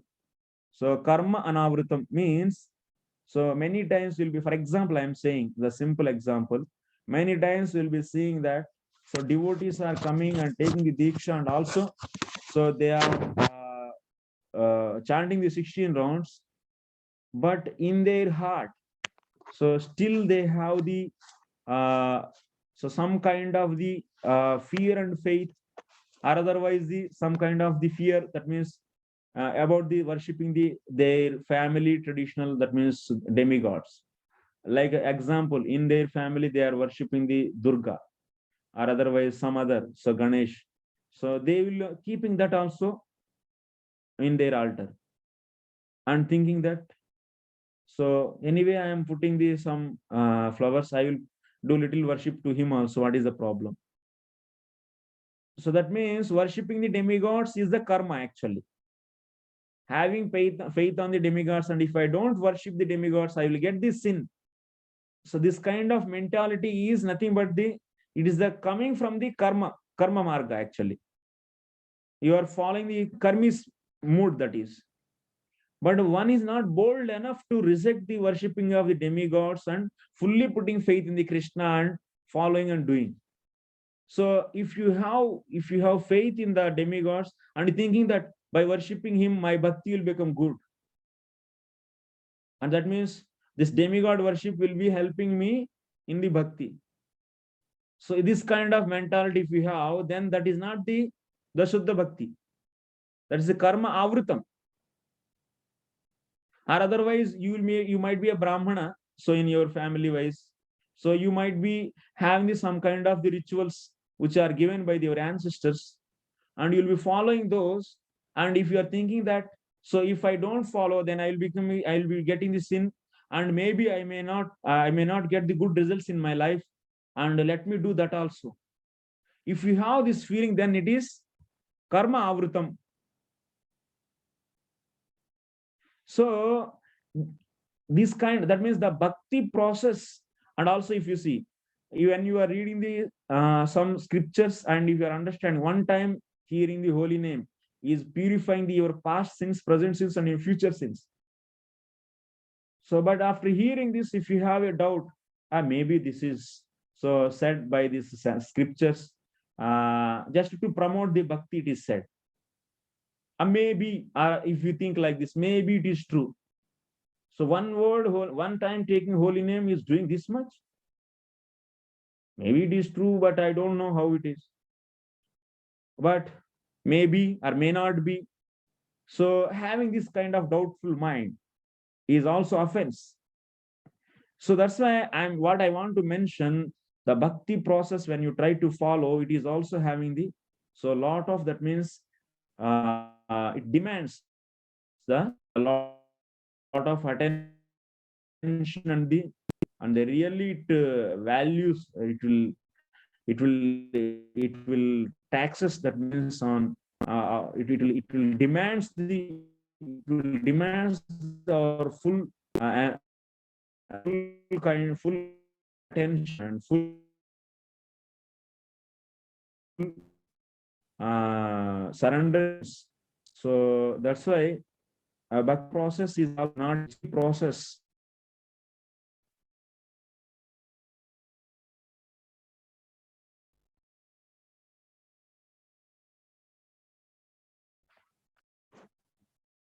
Sri Goswami writes in his Bhakti Rasamrita Sindhu, Shruti Smriti Puranadi Pancharatra Vidim Vina Aikantiki Harer Bhaktir.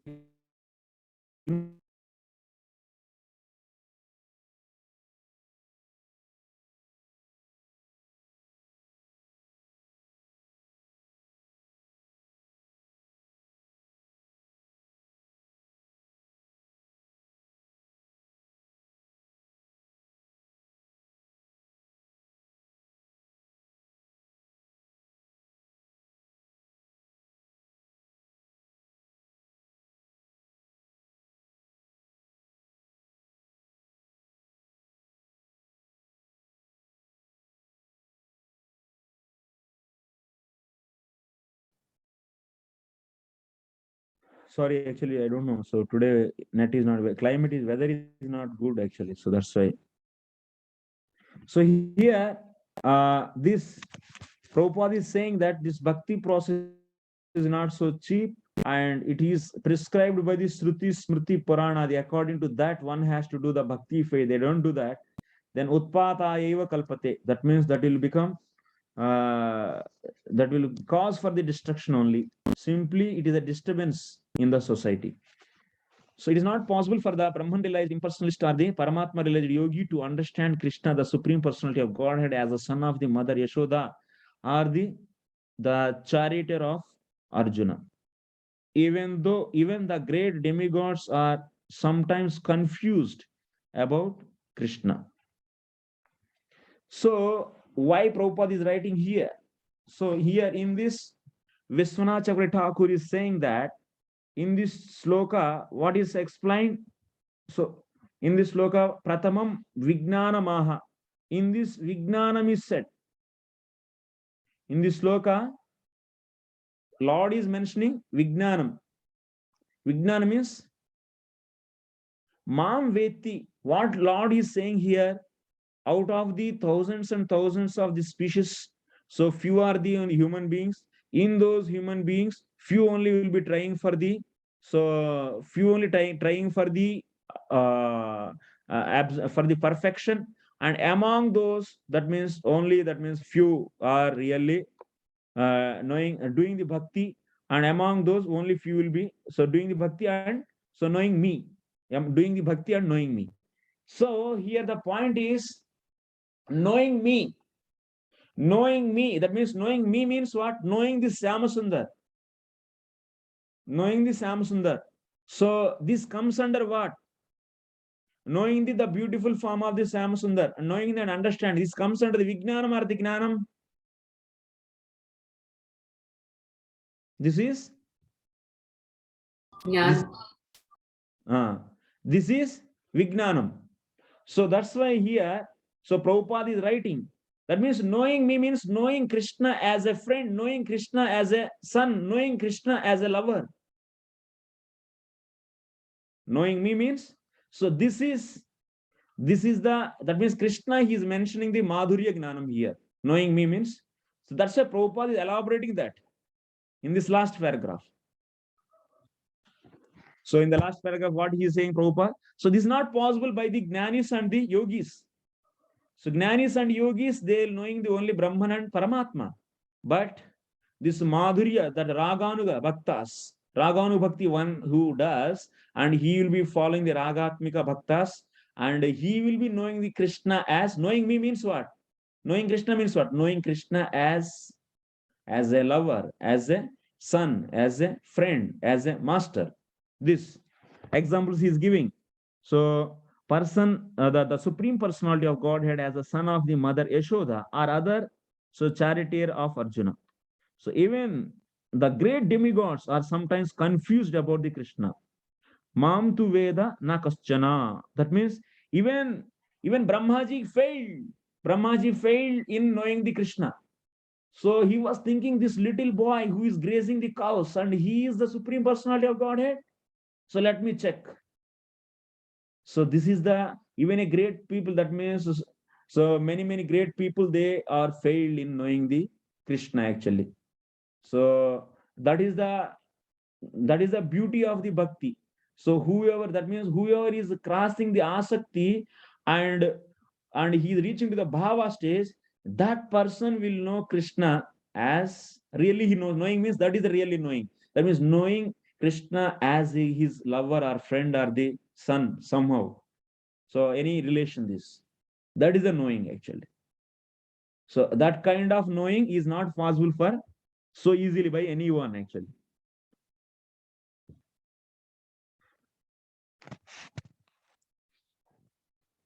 Mam tu Vedana kaschana, no one knows me as I am. So the Lord says, and if one so does know him, then samahatma sudarlabaha.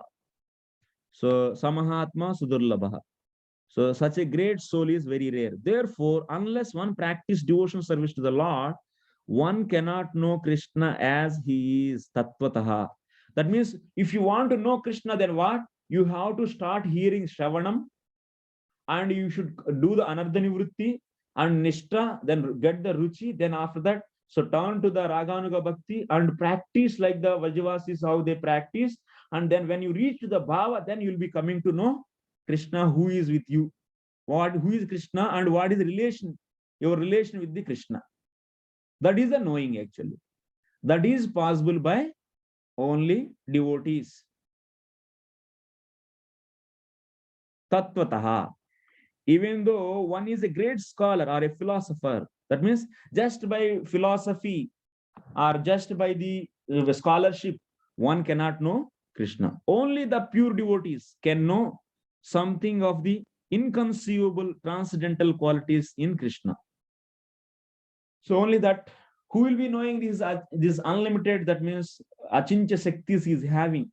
So simultaneously he is looking like a small boy, and also he is all parvesu, he is sarvantaryami, he is sarva shaktima, sarvagnaha. So all these characteristics he is also simultaneously maintaining. So that's why it is very much, that means many are confused actually, they are bewildered. Even great demigods also cannot know. Even Brahmaji is also saying in the third canto, 14th chapter. So in third canto, 14th chapter, Brahmaji also says, so even that is to the demigods. So it is difficult to know. So that's why who devotees only can know. Then becoming devotee is not possible for the demigods or the other species. Why? Only for human beings it is very easy becoming devotee. What is the reason?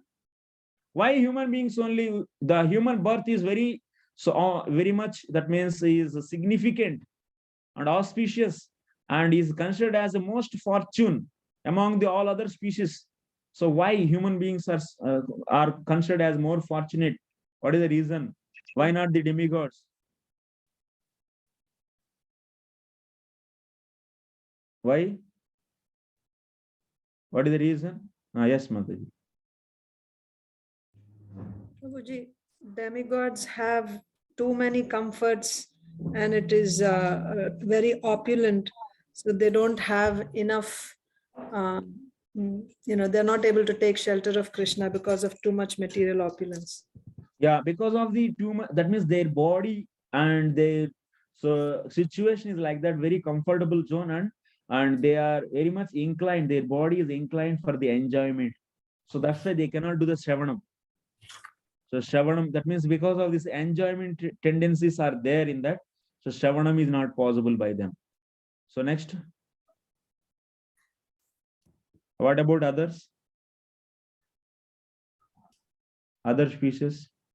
Oh, the lower forms, Yeah, they are too much suffering, and because of that also they're not able to take shelter. And Lower species than the human beings, they don't have sufficient intelligence to understand the Shastra. That means Shravanam means what? Hearing the Shastra. By doing the Shravanam and by doing the Mananam, one will be getting the Shraddha actually. So in this Bhakti process, what is the beginning step? The beginning step is the Shraddha. How that Shraddha is coming? That Shraddha is coming by hearing from the Sadhu, the Shastras. That means Shastras, hearing the Shastras, first Shravanam, and then after that, we'll be doing the Mananam. So by doing the Shravanam and Mananam, what will happen? So the Viparita, that means Asambhavana and Viparita Bhavana, both are finished. One will be understanding that Krishna is the Supreme Personality of Godhead. So this kind of faith they will develop.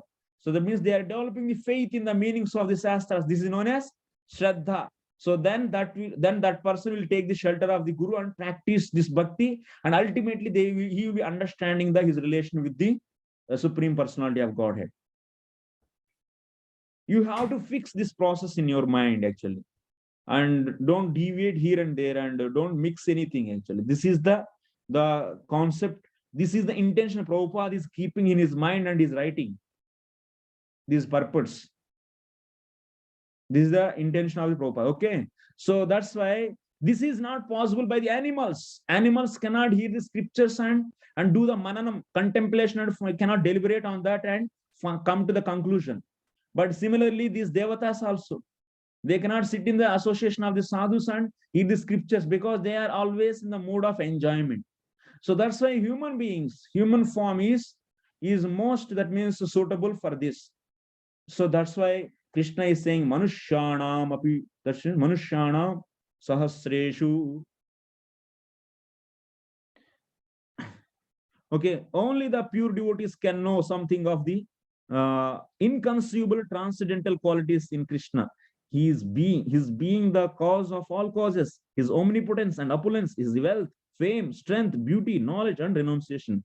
Because Krishna is benevolently inclined to his devotees. He is the last word in Brahman realization. And the devotees only can realize him as he is. Therefore, it is said, Ata Sri Krishna Namadir Nabhavet Grahyam Indriyehi Sevonmukhi Jihvadau Swayameva Spuratyadaha. That means by doing the devotion means what? Bhakti means what? Bhaja, Sevayam, Bhaja Dhatu. It came from the Bhaja Deva Dhatu. What is the meaning of Bhaja Dhatu? Seva. Bhaja Dhatu's meaning is Seva. That means Bhakti means Seva. Seva means service. So service to the Lord is only the cause to know the Supreme Personality of Godhead. Okay, next sloka. We'll go the few minutes early. We'll extend the class a little bit. Okay.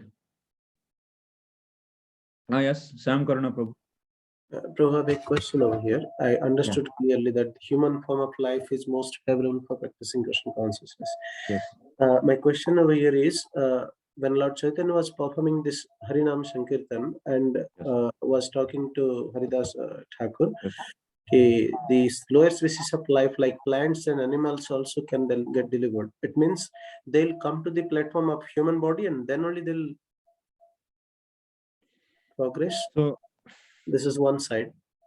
And however, Lord Brahma, being the progenitor, the first spiritual master of our parampara, and he's having the potency of delivering others. Brahma is not demigod, and also from Brahmalok, after when the delusion happened, few of the peoples, demigods along with Brahma, they transferred to the spiritual planets. It's being explained in Srimad Bhagavatam. So how could we understand, balance this, Guruji? Yeah. So first of all, bhakti can be performed by even an ant. So if an ant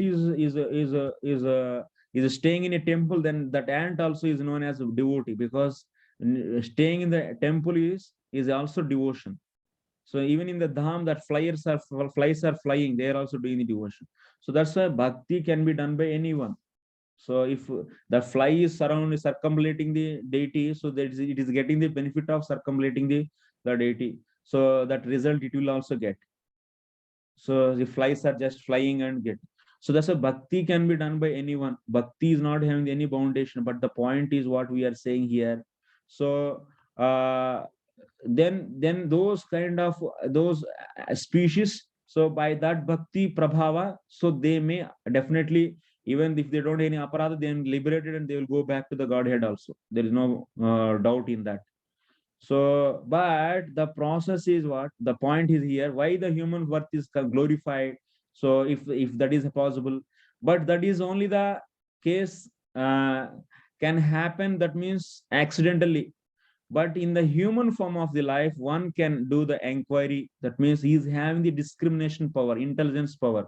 So that is not sufficiently developed in the other lower species. So that's why he cannot understand the Shastra. Shastra is meant for whom? Shastra is meant for the human beings.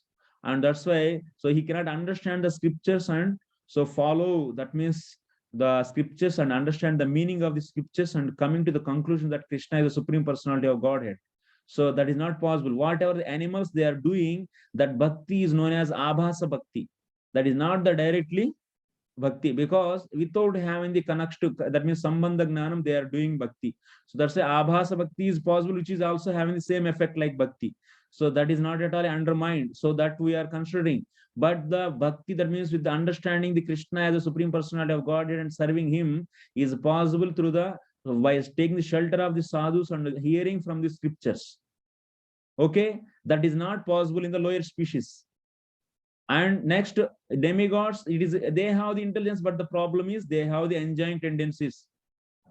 Their body is meant for the enjoyment. That's why they are inclined for the enjoyment. That's why their bhakti, that hearing and is rare, actually is rare.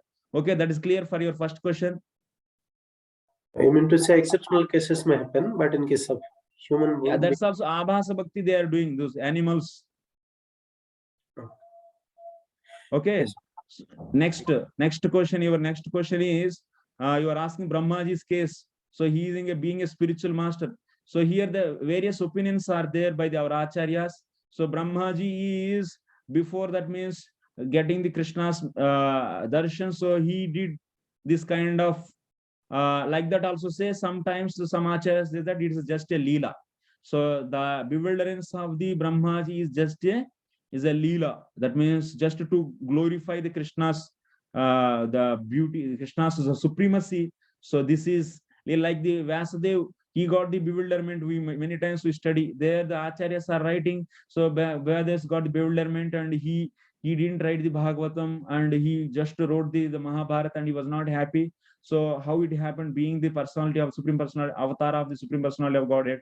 So one may get doubt also. There also is have the justification that, so Vasudev, it is simply to glorify the Bhagavatam, that is the Leela. Similarly, you can take it also as Leela. Okay. Okay, this is the next. What is another doubt?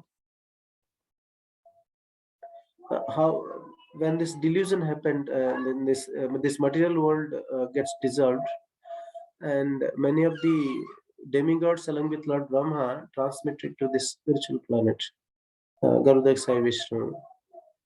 No, it's not spiritual planet. Actually, when dissolution happens, that to the 50 years happens at that time only. Otherwise, in general case, Brahmaji will never go every day. Actually, so Brahmaji goes to into the Garbhodak Sai Vishnu at the last day of the 50th year. Correct. Okay, last day of the 50th year, but so in the Garbhodak Sai Vishnu's womb, he will also enter along with all the demigods. It is not a spiritual planet. They are entering into the womb of the, so that is through that Nali, that means through that stem of that lotus flower, they are entering into the Garbhodak Sai Vishnu and they are coming back. So in the first day of the 51st year. Okay, so that is not the going to the liberation. But other days, so remaining other days, whatever that pralaya happens after the one day, that means before night. So at that time, only the dissolution happens till the Sarga. After that, all the living species, that means so the fire will be catched and still Swarga, everything is burnt, and people who are in the Maharloka, they are going to the Jana and Tapoloka. And Satyaloka, anyway, Brahmaji is there. These three lokas are remaining as it is. Right. Okay, next. Got it. Thank you so much. So, okay, we'll be continuing the next sloka. Bhumirapo nalo vayu kammano buddhi revacha ahankara itiyam me bhinna prakruti rastada. So, translation, Sham Karuna Prabhu.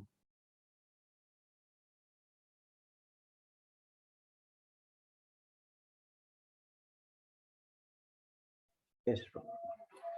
Out of many thousands among, sorry. Yeah. Earth, water, fire, air, ether, mind, intelligence, and false ego. Altogether, these 8 constitute my separated material energies. Okay, Prabhu. These are 8. That means now what we are going to in this, in the third sloka, Lord told about his Madhurya Gnanam, and in this sloka, in this fourth sloka, we will be seeing. So Vishwanath Chakravarti Thakur is writing here. So Atha Bhakti Mate Gnanam Nama Bhagavad Aishwarya Gnanamiva. So that's why Natu Deha Jatirikta. See, in third sloka, what Krishna is saying, okay, Arjuna, so you know, this among the many species, the human beings are very rare. So when if you will try, and out of those, only few will be doing the bhakti and knowing the me, he said. Then he's coming to his original point. That means the second sloka, what he said, oh, hey, Arjuna, so I will be explaining to you the Gnanam and Vijnanam. So about the, now he started telling about the Gnanam. So Gnanam, that means Gnanam, Vijnanam, he said now in the second sloka, I will explain to you about the Gnanam and Vijnanam. So what is that Gnanam? Gnanam means he is saying here, so earth, water, fire, air, ether, mind, intelligence, and false ego, all together, these 8 constitute my separate material energy. So he's telling about the Bhiranga Shakti. That means what? Here Gnanam means is not that this simply, that means the Gnan is they know. Gnan is what they know. So this material world is completely is out of the 3 gunas, and I am the spirit soul. And I am spirit soul and I am different from this. So this is the knowledge actually according to the Gnanis. But here in the case of the devotees, Gnanam is completely different. They are understanding that this whole nature is energy of the Lord, energy of the Krishna. This is the Gnanam according to the devotees. But according to the Gnanis, what is the meaning of the Gnanam? So Jivatma, that means the spirit soul, is different from the this Prakriti, which is made up of 3 gunas. So that is their Gnanam actually. So that's why here that means in these chapters, Gnanam means you should understand. So that is which is energies of the knowing, energies of the Lord. Okay.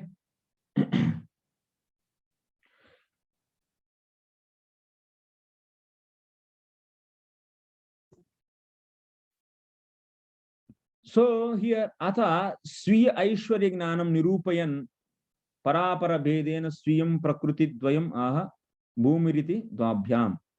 So here simple, that's a commentary is not having the much. Here we are seeing the bhumi, apaha analaha. Bhumi means earth, apaha means water, analaha means fire.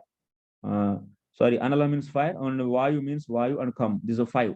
That means these five gross elements. And also pancha maha bhutani. That means these are the five gross elements and the subtle elements. You should consider by these five gross elements, you should consider all the five subtle elements also. What are the five subtle elements? Smell. So next after that is taste, form, touch, and sound. These five subtle elements also you should take care. You should consider. So and next what it is there? Next ahankaram. So ahankaram means you should consider here ahankara word by the ahankara, the results of the ahankara. That means the results of the ahankara and also cause of the ahankara. So who is the cause of the ahankara? Tell me, what is the cause for the ahankara? Who is the cause? If you Avidya. 20, Avidya. yes. So avidya, no. So ahankara is coming from which element? Oh, acha, acha. Mahat, no, Prabhuji. Mahat. Yeah. So I will be asking, so whoever is raising hand. So what is the outcome of the ahankara? Tulsi? Mataji. What is the outcome of the ahankara?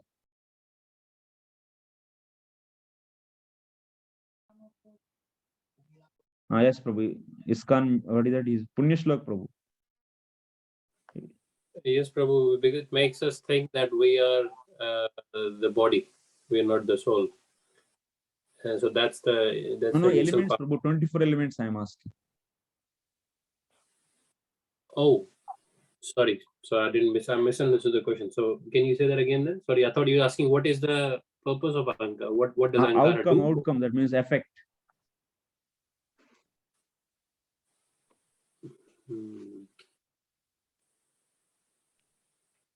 No? Shampriya Mataji. Means, Prabhu, by this false ego, our intelligence will become bewildered like that. We have No, to say. Mataji, I am asking 24 elements. So what about what you are asking? How? What is the 24 elements for this? What you are asking? What is the question?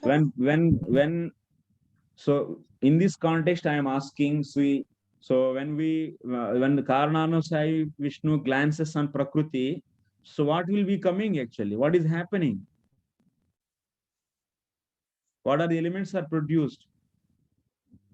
The 24 elements are produced. What are those? That's what. The 5 gross elements and the 5 the sense objects. Sequence. As you said. I want sequence. Sequence earth, water, fire, air, like this. The 5 elements: earth, water, fire, air, ether, mind, like this. No, Mataji, okay. Like this, Prabhu? No. I want from the Prakriti what is coming and next what is coming, like that. Tanmatra, that was? No, Mataji. Okay. Sham Karuna Prabhu. Knowledge. First of all, we were talking about this effects of this ahankara is the 11 sense objects, 11 senses, gross and subtle senses. Yes. Is that way? Okay. The mind, nose, tongue, eyes, skin, ear, hands, feet, the voice, and the genital, and finally the anus. These are the 11 senses. Yes. So first of all, when Prakriti is agitated by the Karananusai Vishnu, you can write down from the Prakriti first. It is taking the form of the, that means it is agitated. The agitated form of the Prakriti is known as Pradhana. From that, Mahat is coming first. Okay. So first from Prakriti, what is coming? Mahat is coming. So next from the Mahat, Ahankara is coming. Okay. Third, that means Ahankara is coming. And from Ahankara, what is coming? Ahankara is threefold. It's 3 types actually. So Tamasika Ahankara, Rajasika Ahankara, and Satvika Ahankara. Okay. So from the tamasika ahankara, what is coming first? 5 tanmatras. That means so form, the smell, taste, form, touch, sound. These are coming. So from them, what is coming? 5 gross elements are coming: earth, so water, fire, so air, and sky. These are the 5 gross elements are coming. Okay, from tamasika ahankara. And you come to the middle portion, that's rajasika ahankara. From the rajasika ahankara, what is coming?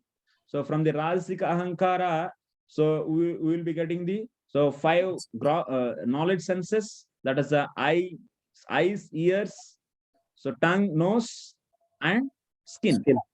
And next to 5 working senses are coming. What are those working senses? Working senses are hands, legs, so speech, and genitals, and next upastapayu, so that means evacuation, anus. So these are the 5 working senses. And also here you should take from the rajasika ahankara, intelligence also is coming, intelligence. Okay, so next, anyway, that element will be not considering, but you can understand just intelligence. And next to satvika ahankara, from the satvika ahankara, what is coming? Mind is coming, mind. So okay, so this is the flow, the how the creation happens. Yes. So now, so here Krishna is saying, so all these, that means this whole world is the whole universe is manifested from these 24 elements.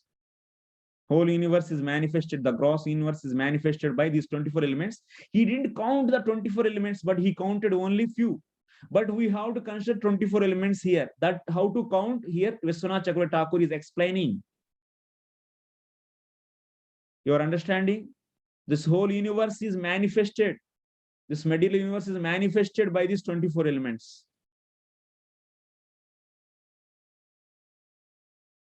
Okay, first, if you take Bhumi, Rapa, Nalo, Vayu, that means these 5 gross elements, but here subtle elements are not mentioned.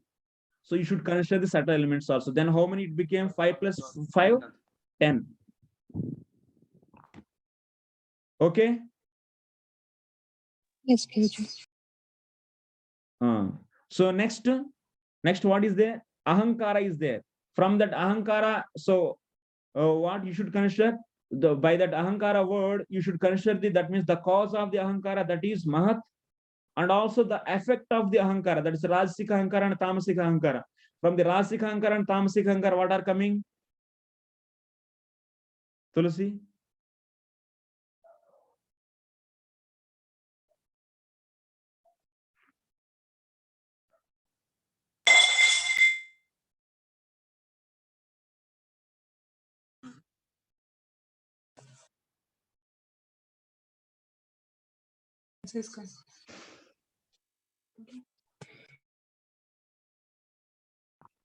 Who will tell? Adakshi Prabhu, tell. Yes, Prabhuji. Prabhuji, from Tamasic Ahankar, it will come. No, I am asking Rajasika and Satvika Ahankara. Okay, Rajasik and Satvik. Rajasik, from Rajasik, it will Panch Gyanayendriya and Panch Karmendriya and intelligence also. And from Satvik, mind will come. Yes. These are, that means you should consider. So anyway, you intelligence don't consider here intelligence, but just Okay. so now that means 5 plus mind is 1. That means 11. So 11. So that means here by the word Ahankara, you should consider the cause and also you should consider the effects. So that means now already 5 gross are over. That means 5 subtle also elements, 5 gross elements and 5 subtle elements. And now the Ahankara is the 11th, and its cause, that is a Mahat, that is a 12. And then after that, this 11. 11 is what? This 11. So is a working senses, knowledge senses, and mind. That means, so how many total? 12 plus 11, 23 plus 1 is Prakriti. So 24. Okay. These 24 elements are that means these 23 elements along with Prakriti is known as this Binna Prakriti, Me Binna Prakriti. This is my Prakriti. That means these 23 elements are coming from the my Prakriti. So if we include the Prakriti also, then 24. These 23 elements are coming from the my Prakriti, and this is different from me. This is different from me. He's saying. So me bhinna prakritir ashtada. Okay, Archana Bhakti Mataji. Prabhuji, you said 10 plus 11 plus 1, no? So that becomes 20. Yes, Mataji. 10 plus, that means 10 plus 1, that is the ahankara. And its cause, that is the mahat, 12. Oh, acha, that's also come. Yeah, yeah. Okay. Mahat you missed actually. And then after that 11, 23. Yeah, yeah. Got it. Yes. Okay, I will end the class here. So it's exceeding the time. So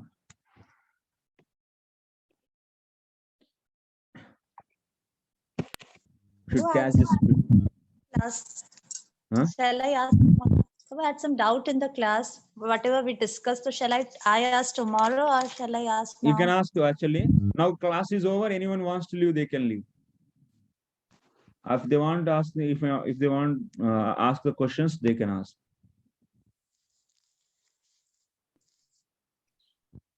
Mataji, Shama Priya Mataji.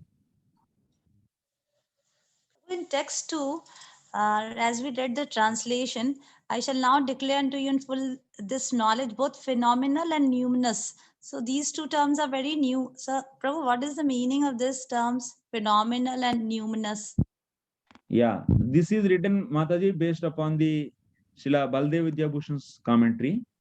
So just 1 second, I am.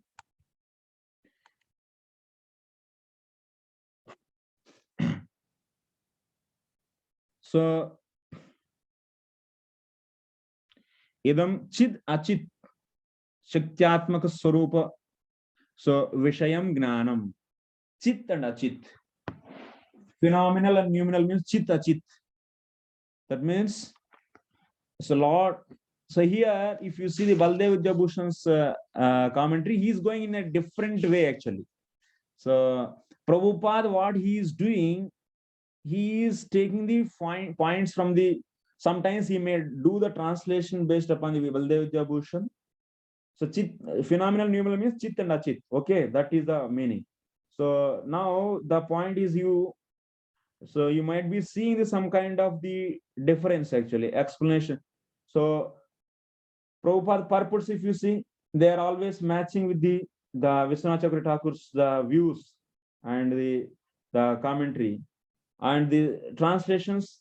So he might be keeping based upon the Baldev Vidyabhushan's commentary.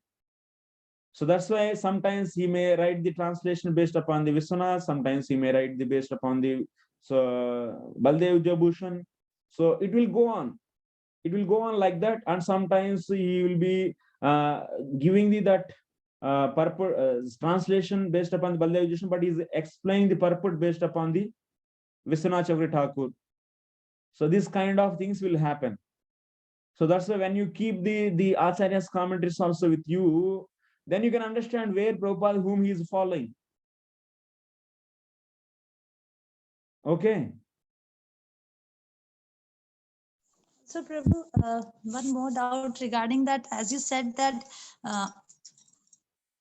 that among those actually in that third sloka, you said that among those, as you explained, that few will get the human body, and among those some will try for ultimate benefit, and among those actually someone will know me. And know me is Vijnanam. That is Madhurya Gyan. So those who have that Madhurya Gyan, they actually will know him, and those who have the Aishwarya Gyan, they will not know Krishna completely. That is the meaning we have to take.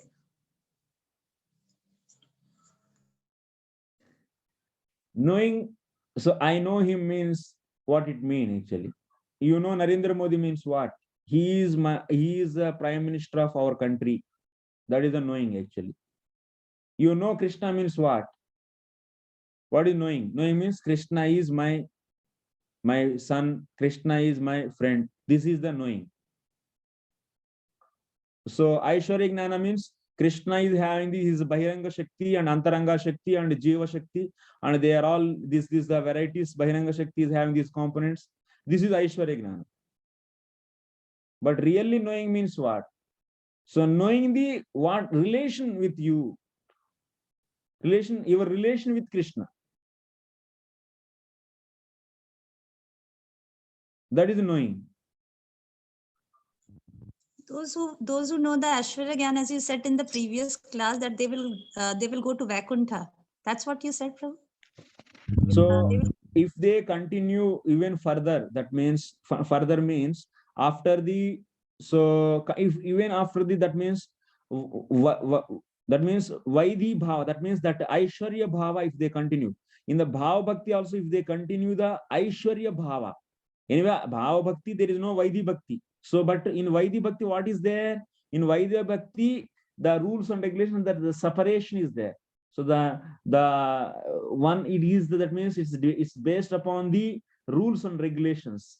And the same, that means one is doing the service, so based upon the rules and regulations, following the rules and regulations, the seva is done. But that means rules and regulations are the superior, and seva is following that.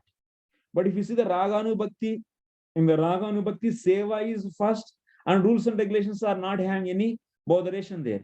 So that means Krishna is feeling the hungry, then Mother Yashoda will immediately took up him to her lap, and she will be feeding. And she will not do the achaman, and so do the Om Apitra Pavitrava, and after that doing this Om Keshvaya Namah, then after that, so Suchi Muchi, then she will offering the milk. She will be not doing this. That means what? This is here the seva is a priority in the Raganu Bhakti. That is Vrajavasis, they do. Your understanding. So after coming to the stage of the bhava, you should not maintain that rules and regulations. If you maintain that kind of bhava, then you'll go to the Vaikuntha.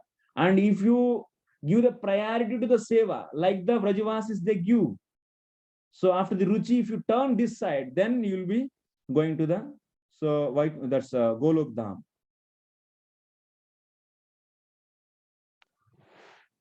And from the beginning, if we do, that means our acharyas, what they are saying, they are asking us to follow Vaidhi Sadhana Bhakti till Ruchi.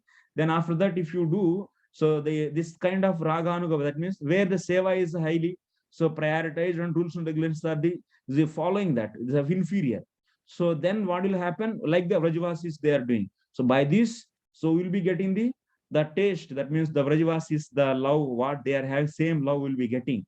So then you'll be, by that kind of practice, that ruchi onwards. So then what will happen? We will be getting we will be in the bhava stage, we will be getting the relation, the particular relation with the Lord. That is knowing actually. That is vijnanam. Before that, knowing means what? Knowing the Krishna as Supreme Personality of Godhead. That is not the thing, the complete knowing. So that's why in the second sloka he is saying that. So sorry, in the third sloka, that's a mam vetti. Mam vetti means that is vijnana. Understanding, Mataji?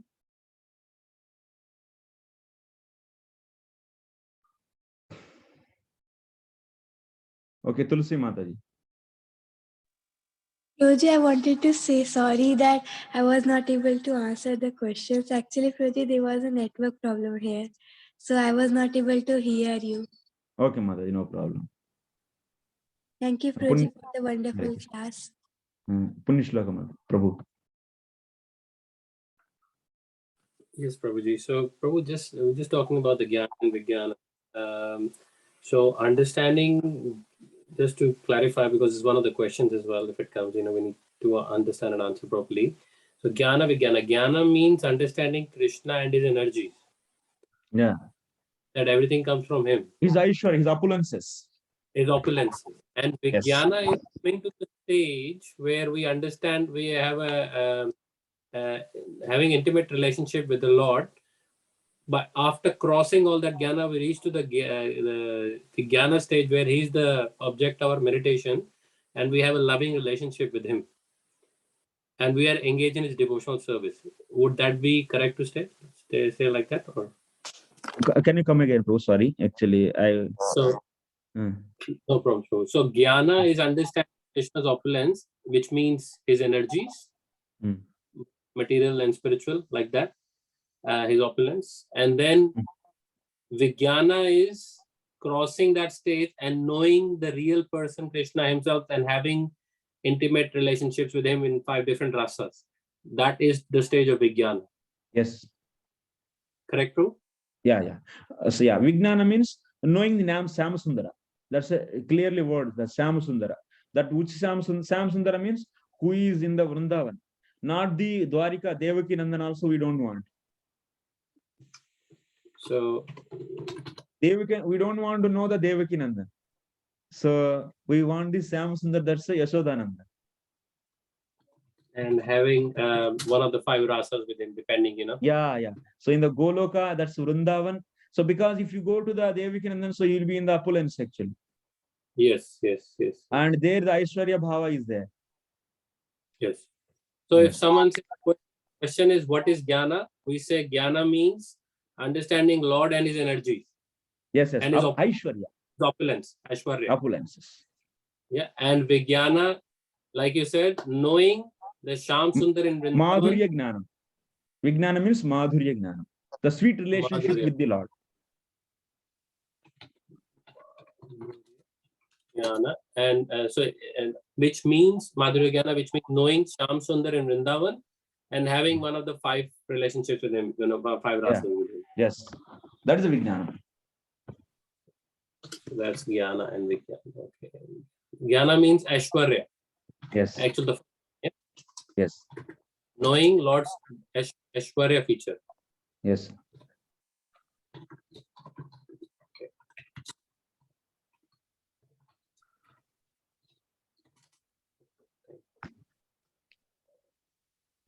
Okay, Prabhu? No problem, Prabhu. Yeah, Archana Bhakti Madhuri. Prabhuji, we hear, I think we hear in Prabhupada's purports lectures also, that the relationship of the Jiva with Krishna is already there. Is it true? It's there, Yes. right? Yes. But then you also explain that Jiva is Tathastha Shakti and Bhakti he'll get only when it is given by a devotee. How do we understand that it is already there in the heart, Prabhuji? Yes, Madhuri, good question.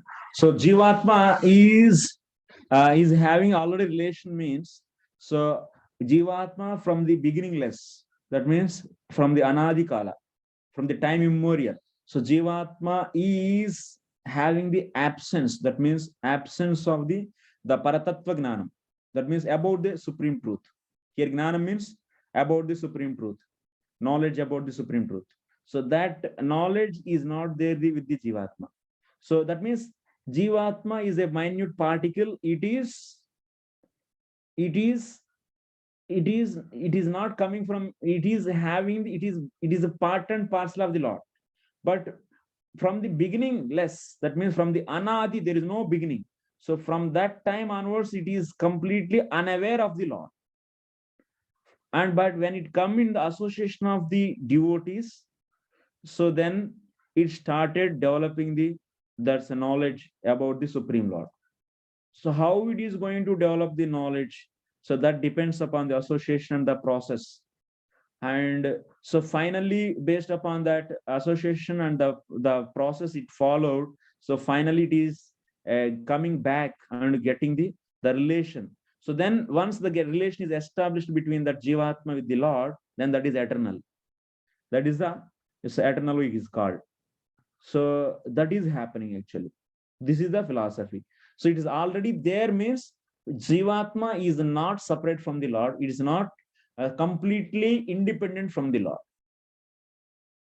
And also it is having the ability of doing the devotion because it is being a part and parcel. Its prime duty is serving the Lord. So that's why it's not like the Jivatma is not like the Swamsha.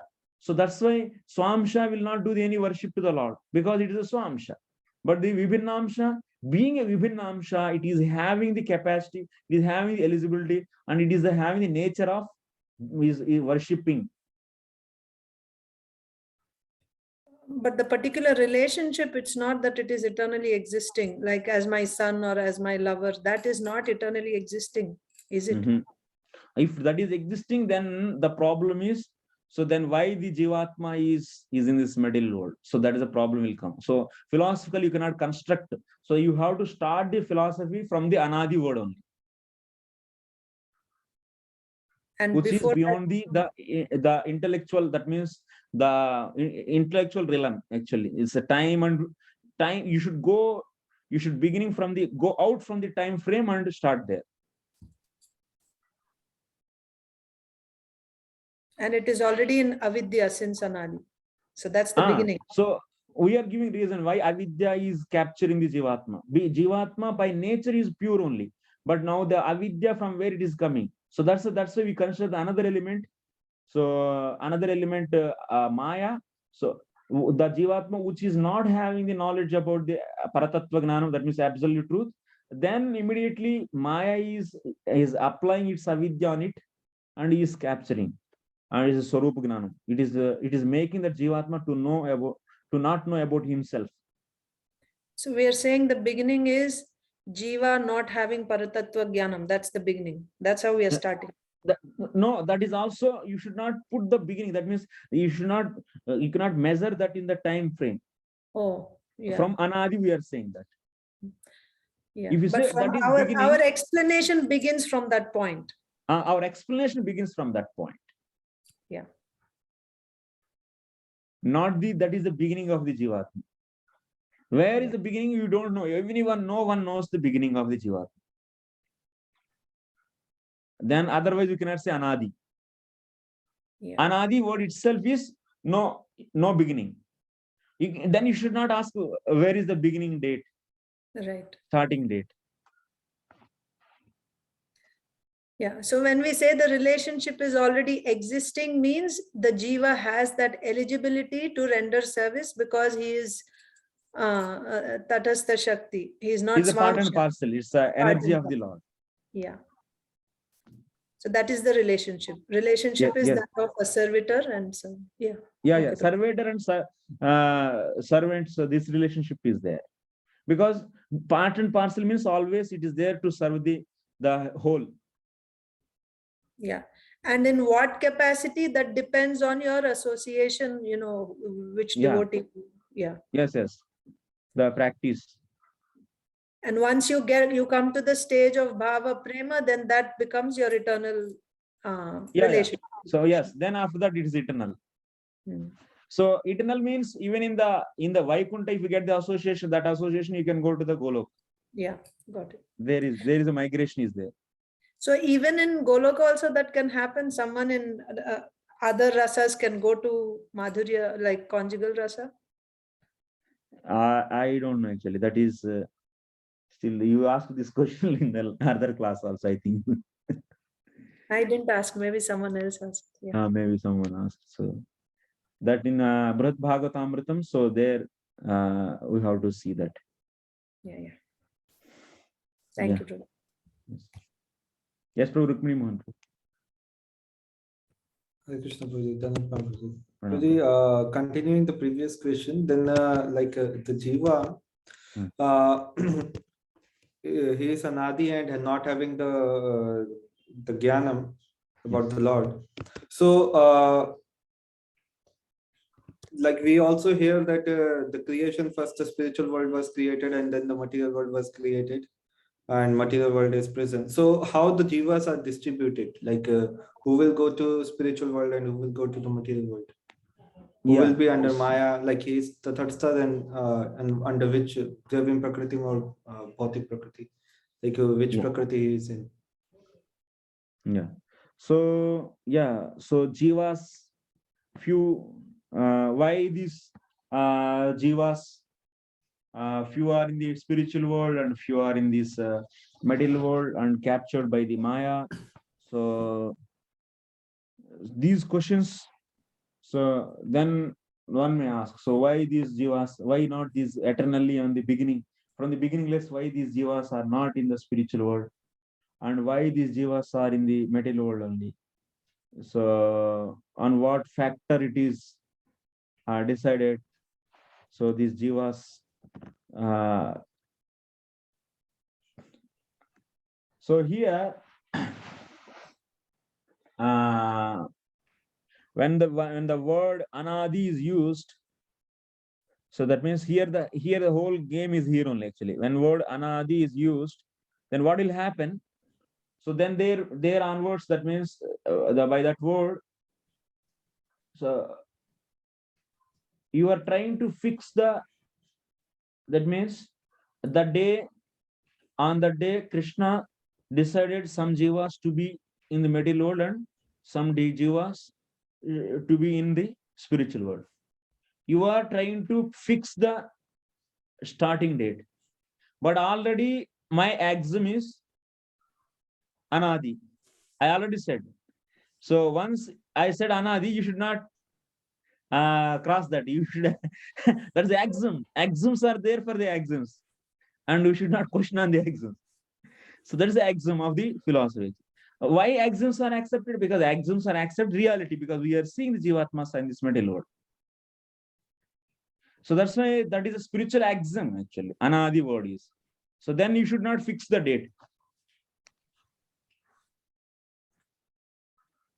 Still, probably, what is the basis? And then, like, the Ragatmika Bhaktas are there who can never fall. Yes. And some jivas who are not even, who are there in the Brahma Jyoti. So the gradation is also there. So some are in Brahma Jyoti, they will never attain anything. They are like suicidal.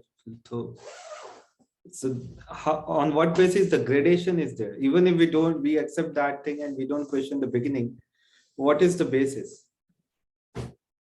So whoever is having the absence, the jivas who are is having the absence of the absolute truth, the absence of the paratattva gnanam, those are here actually.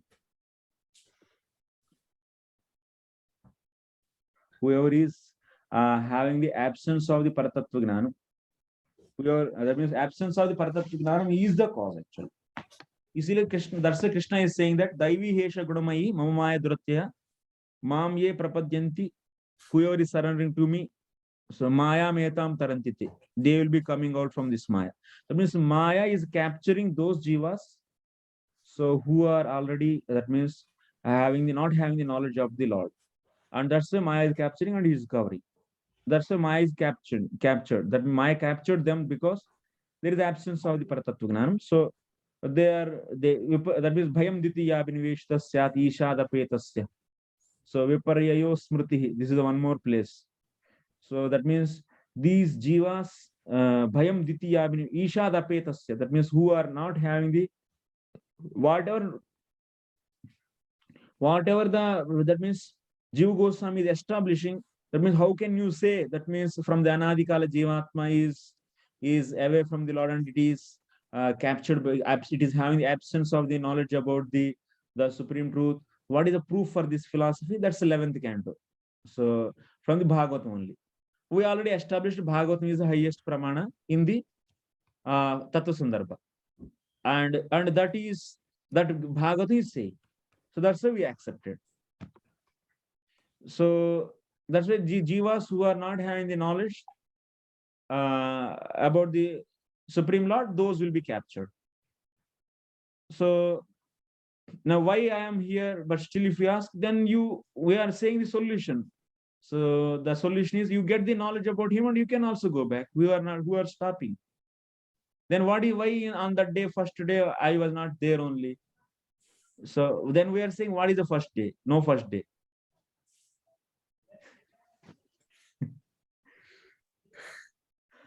And how can you say this philosophy? Because we already established this Srimad Bhagavatam is telling. So which is already established in very extensively by so many arguments went on and established Srimad Bhagavatam as the highest authority, emperor Praman. And that is saying. Then we have no scope. Then you cannot go anywhere. Thank you, Vijay. Okay, yes. Prabhuji, what is the shloka you quoted from Srimad Bhagavatam? Bhayam Ditya Viniveshita Ishada Petasya. Bhayam Ditya Viniveshita Syad Ishada Petasya. You can search Mataji. Bhayam Ditya Viniveshita. And what is the point you're making from the shloka? So Ishada Petasya. That means the jiva which is not having knowledge about the Ishvara. Ishada Petasya means Bhagavad Vimukata. That means which having aversion towards the Supreme Lord. Yeah, thank you. That's the point. Yeah, so Punyashlok Prabhu. Yes, Prabhu, just wanted to check. So continuing from this, Yes. we go back. So I'm not asking how we came here, when we came here. I mean, knowing that how much dirt is in the heart, I'm not surprised I'm here, so I've got no problems. Because comparing with the Ragatmika Bhaktas, I can't even, they are just amazing devotees. So I'm just in a fallen state. So that's no problem. But just when we go back, if we ever get to a stage, or if I ever get to a stage, and do go back, then is there a chance of falling back again or not? No, never. Because Nacha Kala Vikrama. So here clearly said in the same Bhagavad, second canto, 9th chapter. So Namayam cha. That means there is no Maya and there is no influence of the time there. So what is actually the material world? Why Jivatma is still here? The Swarupa Gnanam is covered by whom? By the Maya, by its potency. That is avidya is the portion of the portion energy of the Maya. So that Maya used that avidya element and she covered Jiva's the knowledge. But there is no influence of the Maya in the spiritual world. So then there is no chance of the falling down. Usually when we preach, Prabhu, during our preaching, we say that, we want to enjoy separate from Krishna, and for us conditioned souls, this material world was made where we can come and fulfill our desires. So obviously, if we go back and we try to think, when did we decide to enjoy separate from Krishna? Was I with Krishna when I thought that I want to enjoy separate from Krishna, or whenever? I mean, we can't, when we created, we were always there. So we can't even say when we were created. We were always there. So whenever, whatever the beginning is, because there is no beginning, no end. So it's very tricky to go back and say, when did we decide to enjoy separate from Krishna? Even in the physical world also, we take some process like this, like if you take some curve, the eclipse, like this what is that curve? If x-axis and y-axis, that's open curve. That means hyperbola. So if you take, you will be not finding any beginning. Material world also we accept this. There means no beginning and no ending. So such a curves also, such a process also we find actually.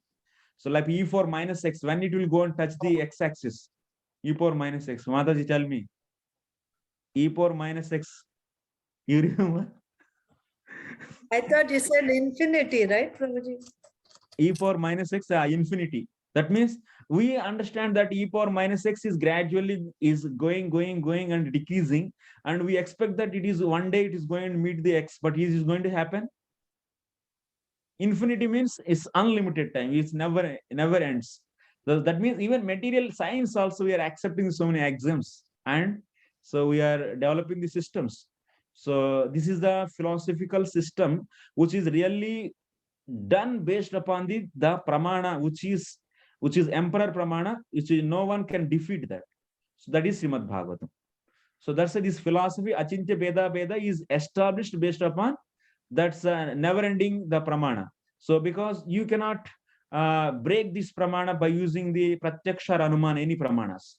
So such a powerful pramana we already established very extensively, discussing in the Tattva Sandarbha.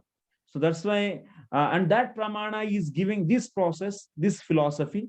So that's why we should accept. Prabhuji, based on this point, I got another question now. Yeah. You said the living entity will not fall from the spiritual world because there is no Maya in the spiritual world. Yes. And you said avidya is a function of Maya.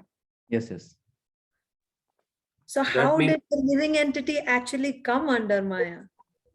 That's the point, na Mataji. From the beginning, so we are saying that Jivatma is being a part and parcel, and it is having the absence of the Paratattva Gnana. So then that's why it is coming under the influence of the Maya. But you said absence of Paratattva Jnanam is avidya. No. Oh, no. Absence of Paratattva Gnana. So here that's why.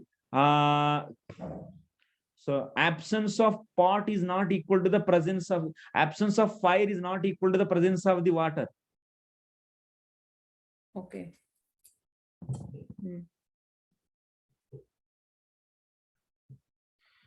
So here they like that absence of Paratattva Gnanam is not equal to the Agnanam. Oh. Absence of Agnanam is there. That's why Maya is using its function. It is started acting on that through the avidya function, uncovering.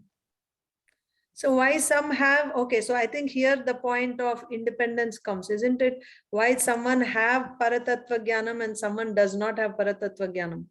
Yeah. So Paratattva Gnanam, because there is no association. Otherwise, you cannot bring out the association into our bhakti process. Then you cannot fit that. If you say only independence, so but Jivatma independence is there, but still how it can know? There is a need of association.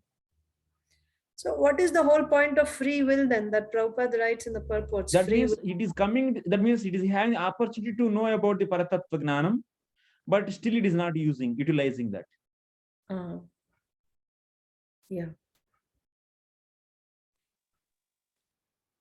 So the Ragatmika Bhaktas, Prabhu, one in the spiritual world, they had the association. So yeah, of course. So they had the association, and so now the Mataji's point is she's asking, if you are understanding. So what she's asking that this independence of the Jivatma. So that means Jivatma is there with the absence of the Paratattva Gnanam. So that means even Jivatma is given independence, but it cannot do the bhakti because it is not having the right association. So that obviously, if someone is in the spiritual means, it is given with that knowledge. It is given with that knowledge, and that's why it is in the spiritual world. Yeah. So in the beginning, did everyone had the same opportunity, Prabhu? No beginning. That's why out. If we say beginning, then we'll catch. You cannot touch the word beginning. Okay, so I won't use the word beginning. I'll just say, did everyone had the same opportunity, Prabhu? We have to only discuss along, because time frame is created when Karnanasaya Vishnu glances. It is time is nothing but the function of the movements of the limbs of the Karnanasaya Vishnu. When Karnanasaya Vishnu opens, then time started actually. The time function starts. So, and when he closes, time is also it is dissolved. This is also energy of the Lord. Is one kind of energy of the Lord. So so then you cannot make this element which is coming and going as a reference, which is unstable element. You cannot make it as a framework. So in a way, Prabhu, we were never there in the spiritual world then, because if we were there, we would not be covered by Maya. So that's why we never means what it means. That means you are bringing the time once again. Because our philosophy is completely protected. You cannot enter into any direction actually. They already closed all the doors. That means, Prabhuji, if all the living entities are created by the glance of Karnanasaya Vishnu, that means we were meant to be into the material world? We are not created, Mataji.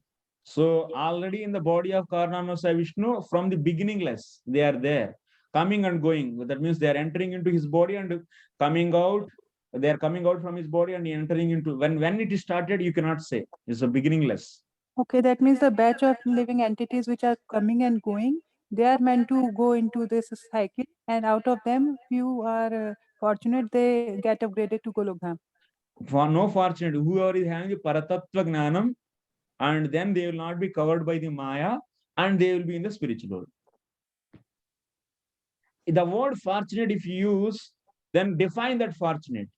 People will catch you actually here. So how did they get it and we didn't? So that's why we should very precisely use the words. Okay, so Prabhuji, that means we were not eternally living in the Golok Dham. We were means all the living entities were not eternally living in the Golok Dham. We were into the cycle of coming and going, and meanwhile, if somebody gets that knowledge, and then he gets the opportunity to get upgraded. When they come in association of the devotees, then only that Jivatma can get the Paratattva Gnanam and it will come out from this cycle, coming out from the Karanarnava and going back and coming out and going back. Okay. So there is a distinction between the entities in the Golok Dham and we the people here. Mm. Okay, Prabhuji. So Ramshanpu. So Prabhu, like what I'm understanding is like our whole soul like life is based on the devotee association. Yes, so, Prabhu. Whole soul, wholesome, even getting the seed of the bhakti, and after that nourishment of that, everything is dependent on. We are fully dependent on the Vaishnavas. Yeah. So now my question is the Vaishnava association, devotee association, like as we say, like getting different stages of bhakti and all, is that only possible when we are in the material world? So that is there means we are in those stages are there. What those stages are defined. That means those the satsang bhajan, these all defined based upon the purification. That means Jivatma is not purified. That's why these stages are there. So like devotee. My point is like only way we can get elevated is when we come in contact with devotees. So that devotee association is like possible anywhere, like in the spiritual world, anywhere, wherever we are, right? Or only when we come in material world, at that time we can get devotees or mercy of the devotees. Devotees are there in spiritual world also. There also one can get the association.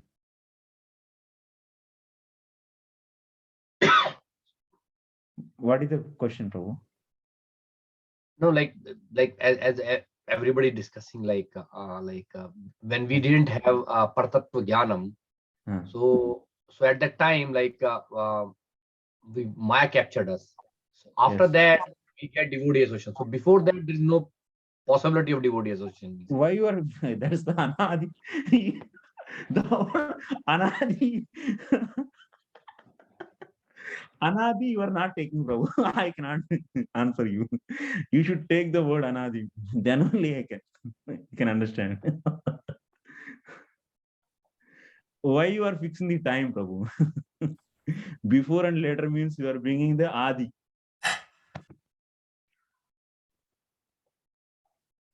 So sorry. My point is like devotee association, where we'll get it, like that's what I'm saying, like where we really going to get mercy of the devotees, like is it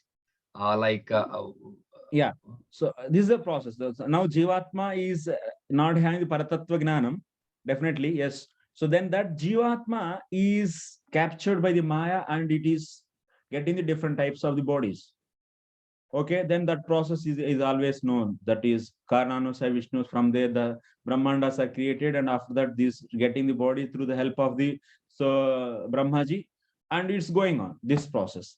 So in this process, any time, that means if it get that means when this Jivatma, when it is there in the body of the Karnanusai Vishnu, there is no point of the getting the any association, because at that time Jivatma is in the sleeping mode. That means it is covered with the only avidya. So it is like a sushupti. It's nothing but merging into the body of the Karnanusai Vishnu is like a sushupti stage. So it is completely not connected with any other elements. Like in the sushupti stage, even the Jivatma is existing in this body, but it is not connected to the any, that means external world, because it is not having the access of these senses. So okay, so that's why in the body of the Karnanusai Vishnu, definitely it will not get any association. So then after that, when it is possible, when Brahmaji gives the body to this, based upon the avidya, the karma, in that avidya, karma will be there. Based upon that karma part, so it will be getting the body. So then it will be started functioning. That means it is started. That means getting. That means learning. That means senses it is getting, and it is able to see the external world, connect himself with the external world, and then there is a possibility of the association. Once again, it is not successful. Then once again, these gross and subtle bodies are all dissolved, and once again, Jivatma with the only avidya, covered with the avidya. Got it, Prabhu. Thank you. Yeah. Vanshi Priya Mataji.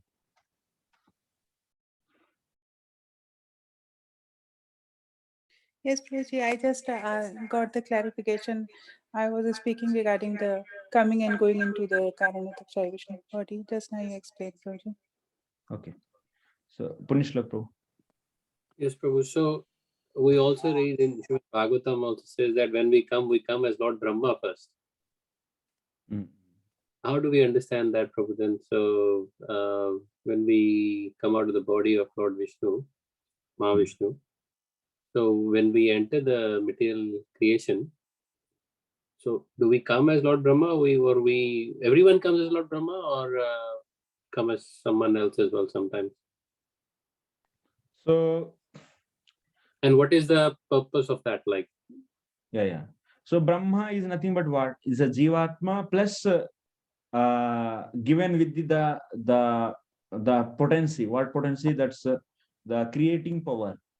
Jivatma, when it is given, when it is like you take the charger, so you charging through the point, to the electric points. So similarly, when Jivatma is charged with or given with the energy of creating power, when it is given with this creating power, then so that Jivatma will act as Brahmaji.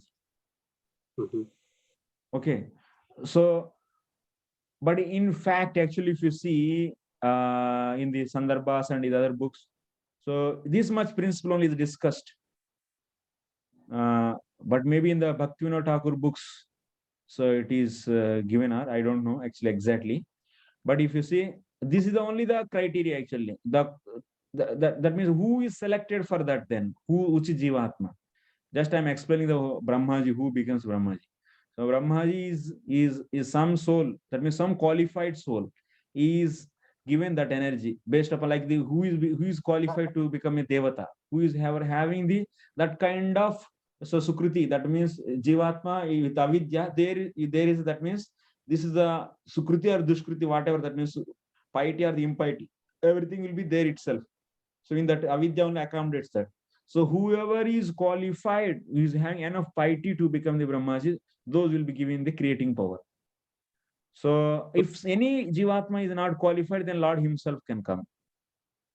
So Prabhu, can we say this, or can we understand this in a way, while the Jivatmas are there within the body of Lord Mahavishnu, or every living entity is an individual living entity and all have their free will. Yes. And while they are there, they may, because of their free will, they may desire anything, because they're still individual souls. They are still, Satchitananda, they're part of the Lord. So depending on the consciousness of that living entity, which originally is pure, again, while in his body, I don't know how it can be covered, but so whatever the desire of that living entity is, then that living entity is brought into this world according to that desire. Can we? No. So we are not saying that the Karnanusaya Vishnu's body is the origin. So we are saying that is the place going and coming, going and coming, going and coming. That means when Karnanusaya Vishnu opens his eyes, all these jivas are coming out. When he closes, all coming, entering into. Opening, going out, and closing, entering. So like this, it's not a stable place. It is it's like not an static. Yeah. Airport. So coming and going from there. Yeah. It's coming and going, coming. That means whenever he blinks, opens and closes, went out and also came inside. 100 years of Brahmaji is over. So this is the process happening. But we are not saying that But we said already, Jivatma, why in this middle world? That already cleared. That's clarified from the time immemorial. This is so not having Paratattva Gnanam, and there so then Maya Avidya, that means which is the potency of the is a function of the Maya. So through that, so that Swarupa Gnanam is covered, and then that's Avidya is given with that. So then it is identifying itself as wrong, Jivatma. So that is an answer. Now we should not come to here. So then that phenomena, how it is done practically, that is shown actually through the Karananusaya Vishnu. It's a cycle, how it is coming and going and coming and going. This is explained through this process. You know how Srila Prabhupada in the purport that from the ant to the Lord Brahma, the living entities are changing. They can go up to the highest planet and then come to the lowest one, like that. So that changing of consciousness due to the modes is only happening in the material world. And it only started after we entered the material world, that contamination. Is that right to say, Prabhu? Because that's why one is in the lowest consciousness, one within the material world, the topmost goodness consciousness like Lord Brahma, one is the lowest, like could be anyone. But that contamination of consciousness, where it started, here or outside of here, in the material world or outside the material world, it started. So one more thing, whatever space you are seeing, that space is coming out when this Garnanusaya Vishnu is glancing on the Prakriti, then from that Prakriti Mahat is coming, and from that Mahat Ahankara is coming, and from that Ahankara, Tamasik Ahankara, so the sky is coming, that means space. So whatever you are seeing the space now, it is the product of Tamasik Ahankara. So that's why you cannot locate, you cannot just understand by this whatever our mind is which functioning in that domain of space and time. So these are all just created now. This mind is also created now. But Shastras don't tell us. Obviously, we can't make up things from our end, but do Shastras tell us that when that is not a three-dimensional space actually? So like that's an achintya word we used already in our philosophy. So the word achintya is already saying that means Karananusaya Vishnu's place. So some place like this, and some just we are giving some pictorial representation, but actually it's not a two-dimensional, three-dimensional space actually.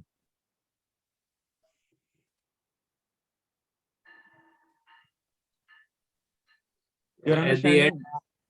At the end, it comes down to Srila Prabhupada says, now you are drowning. Srila Prabhupada, he is using these simple words because he is stopping that means so much discussion by using the simple words. So we came in contact of this, and that's why it's happened. So that's a simple way of but many times he said also from the beginning of time immemorial, we are already in this material world. That kind of, so many sentences are Prabhupada also are there actually. So just to make the understanding, he is explaining the simple words, but he said many places this philosophy also. So that's why that's a simple point, Prabhu. So you start the explanation from the explanation should start somewhere. So that is the Anadikala word you take, and you say that this Jivatma is not having the knowledge about the Paratattva Gnana and Maya. So applied his avidya on it, and it covered the Swarupa Gnanam of that, and also it gave the Viparita Gnana, and identifying then the Jivatma itself as body. So then how to accommodate this? This is Karananusaya Vishnu, and this is Brahmaji, and creation, and this. So this is the process. This is from the Bhagavatam here. Okay, Ramcharan Prabhu. Yeah, Prabhu, like while in today's class during the discussion, you mentioned that at the last day, at the end of the 50th year, Brahma along with all the demigod enters into the body of Garbhodakshaya Vishnu, and then they come up in the first day of 51st year. Yes. And then we also heard from Bhagavatam that anyone who is living in Brahma Loka at the end of the Brahma's life, they will transfer into the spiritual world. So when that last happened, when the Brahma's life finished, and Lord Brahma, if he has done his duty nicely along with all the people there, he moved. So what is his destination? Where exactly he goes, like Lord Brahma and the resident of Brahmaloka, where they will go, like in the spiritual world? This is happening in 50 years. That means because Vishwanath Chakravarti Thakur says, that means in the third canto, 12th chapter, we are seeing once again Kumaras are produced. So that is secondary creation and Kumaras are produced. What is this? So, but because that's why, so based upon that only, we are seeing that this explanation. That means in the 50 years it is entering. That is anyway, that is another topic. But I'm coming to your point. So after that means Brahmaji is going to the spiritual world after 100 years only. In the 50 years, at the finishing of 50 years, he is going to Garbhodakshaya Vishnu and coming back. It is not a liberation actually. So that is simply in the 50 years finishing. It is he is going. And so after 100 years, Brahmaji, what kind of bhakti if he does this? That means pure devotional service, like Madhurya Bhava. So if we cultivate, that means this time Brahmaji is purely, that means Gopal Sempu, if we see, and we are clearly understanding that Brahmaji is doing this Dasya Bhava. So he is having the Madhurya Jnana. That means so he'll be going to the Goloka. But if Brahmaji is practicing what kind of devotion, next time what kind of devotion he will practice next to Brahmaji. So based upon that, he will be going. And and again, based on their bhava, the resident will go accordingly. They have different destinations. Yeah. That is a fact. That is a principle. So we cannot change based upon the according to that their bhakti. So they will be destination will be decided. If they do the Bhakti Misra Yoga, then they will go to they will be getting some Salok Ityadi Mukti. Okay, Prabhu. All right. Thank you. Yeah. Prabhuji, two quick questions. So the Kumaras they have the same life as Lord Brahma. They live for 100 years like Lord Brahma, right? They're not taking birth every time. What about the other rishis like Marichi and others? All rishis, also Saptarshis, that's all other rishis, Prajapatis, they will be also living for the whoever the residents of the Satyaloka, so Tapoloka and Janaloka, so they will be, and also Maharloka. These people, three lokas only, sorry. So Maharloka people, they are coming actually. So, and when they jump to the Janaloka or the Tapoloka, when they are promoted to the Jana and Tapoloka, so the residents of the Satya, Tapas, and Janaloka, these three lokas, they will be living for the 100 years. This is the statement of the Bhagavatam. Okay. Third So canto is 11th chapter. Yeah. They're created at the beginning along with Lord Brahma, after Lord Brahma, and then they live for the lifetime of Lord Brahma. Whoever, now if I practice and if I go to the Janaloka, then I will be staying till the end of the Brahma. Oh, okay. And then after each kalpa, what happens? They just remain in that, right? They No, each after 100 years, then each after ending of the one day, so till the Swargaloka, everything is burnt out. What happens to them, the conditioned souls? Though till Swarga only, na. So that's why there is a fire bodies catching to the jivas, where the jivas will go. Up Jivas to all will be going to the Brahmaji's body, night time. Oh, Brahmaji's body. Okay. Yes. And what about their subtle body that is also dissolved? Mind, intelligence, they are just in avidya now? Those not dissolved actually. Brahmaji is giving the only, yeah. So because elements dissolution will happen at the final end, last day. If once the elements are dissolved starting means then Brahmanda will not stay back. Right. Yeah. So mind, intelligence, ego, that will stay when they enter into the body of Brahma. Yes. Yes, Prabhuji. Thank you. We go with the subtle body, you are saying, Prabhu, in the body of Lord Brahma. We belong in the subtle body. Only every day. Night time. But at the end of his life, then along with Lord Brahma, along with Lord, the other two Vishnus, Garbhodakshaya Vishnu, Vishnu, we, along with everyone else, goes into Mahavishnu then. Along with the avidyas, they will go, but whoever did the bhakti, whose avidya is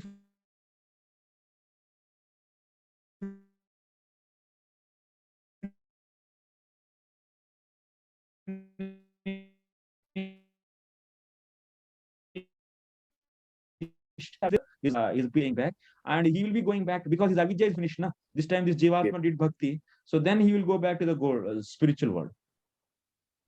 Then he will not enter into the Karananamsaya Vishnu. So Lord, the Rudra, they also go back in Mahavishnu's body because they have to come later and do the service again.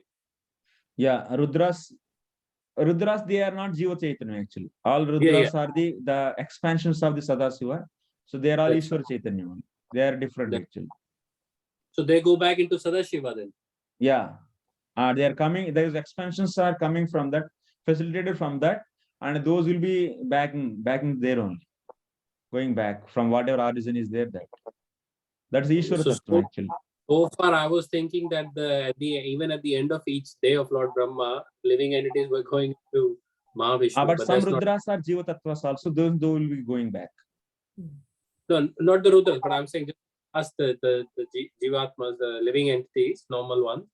We go back thinking we were going into Mahavishnu's body at the end of each day of Lord Brahma, but that's not the case. Because at the end of each day, everything is annihilated up to Brahma Loka. I mean, Brahma Loka is okay. Underneath that, everything is annihilated. No. And I told not, just till Swarga only. Oh, Swarga only. Because in the purport, Srila Prabhupada says about Brahma Loka, isn't it? That when he says in the chapter 8, no? In 3rd canto, 11th chapter, you can read Prabhupada purports on 11th chapter. So the ending questions, time actually. Loka then. Swarga Loka. Yes. Okay. The Tapa Loka, they stay as is. Nothing happens there. On the top of the Swarga, Maharloka will be there. There actually the fire is catching, so that's why Maharloka people will jumping to the going to the Janaloka and Janaloka. So Janaloka, Tapoloka, and Satyaloka, those will be remaining. Their age is 100 years of the Brahmaji. Oh, same age. Then. Okay, Prabhuji, after 50 years, when Lord Brahma enters into Garbhodakashayi Vishnu, that is just like end of each kalpa. So the living entity.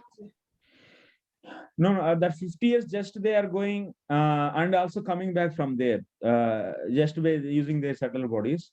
Brahmaji is not leaving his any body actually. These are all the jivas are in the Brahmaji, and along with all he is entering. And also other rishis, they are also entering into the Garbhodakashayi Vishnu, and they are sleeping there and coming back. Next day starts. Yeah. One question, one student asked me that do Jai Vijay fall down in every kalpa to come as Ravana and all?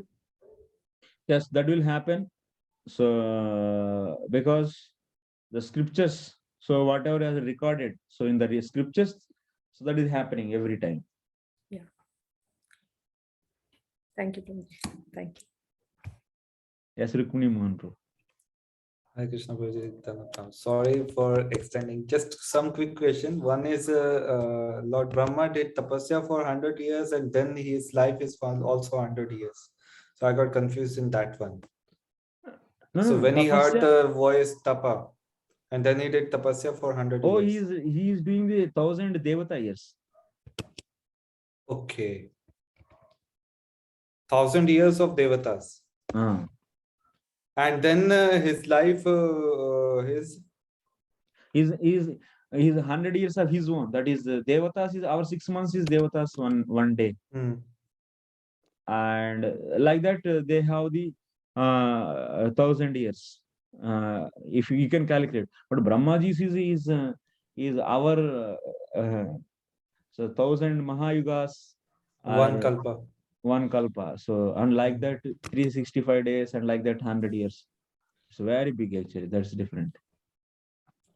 Thank you, Prabhuji. And one more is Lord Brahma's body. In 3rd canto, we hear that it is made up of a whole pradhan. It's actually. And at some places we hear it is from intelligence, made up of intelligence. Actually, that's actually Virat Purusha is having the gross body and subtle body. The subtle body of the Virat Purusha is the cause for the Brahmaji's body. That is a point actually. Subtle body of the Virat Purusha. So Brahmaji's body is made up of intelligence, or the whole? No, subtle body of the Virat Purusha is the cause for the body of the Brahmaji. Brahmaji comes from the navel, right? So navel of Lord Vishnu. So that body is that body in which he comes in is made up of the subtle body of Virat Rupa. Thank you, Guruji. And what's that subtle body made up of, Prabhu? Made up of 23 elements. So his body is also made up of 23 elements then. Yes, and that means 23 elements means we have to see that is Gnana Kriya Shakti something. So exactly not remembering. So it is the primary elements. These will be there actually. That subtle cross body is having the Virat Purusha's cross body is having the 23 elements, and the subtle body is having the Kriya Gnana Shaktis. With that it will be made actually. So, but anyway, everything is coming from the 23 elements only. And Prabhuji, like two Brahmas are there, then what I didn't understand the role of first Brahma. Like another is engaged in creation, secondary creation, Visarga. And first, what is the role? The purport says that it is this Brahma is just enjoying. So what kind of enjoyment is that? Would two Brahmas were, Prabhu? In Bhagavatam, third canto, I guess, where that creation is mentioned. Or maybe I think I read Lagu Bhagavatamrit. Somewhere the two Brahmas are mentioned, and then one Brahma is just one Brahma is made up of all the 23 elements. One Brahma is just enjoying. He is not taking part in creation. I am not aware, Prabhu. I don't know.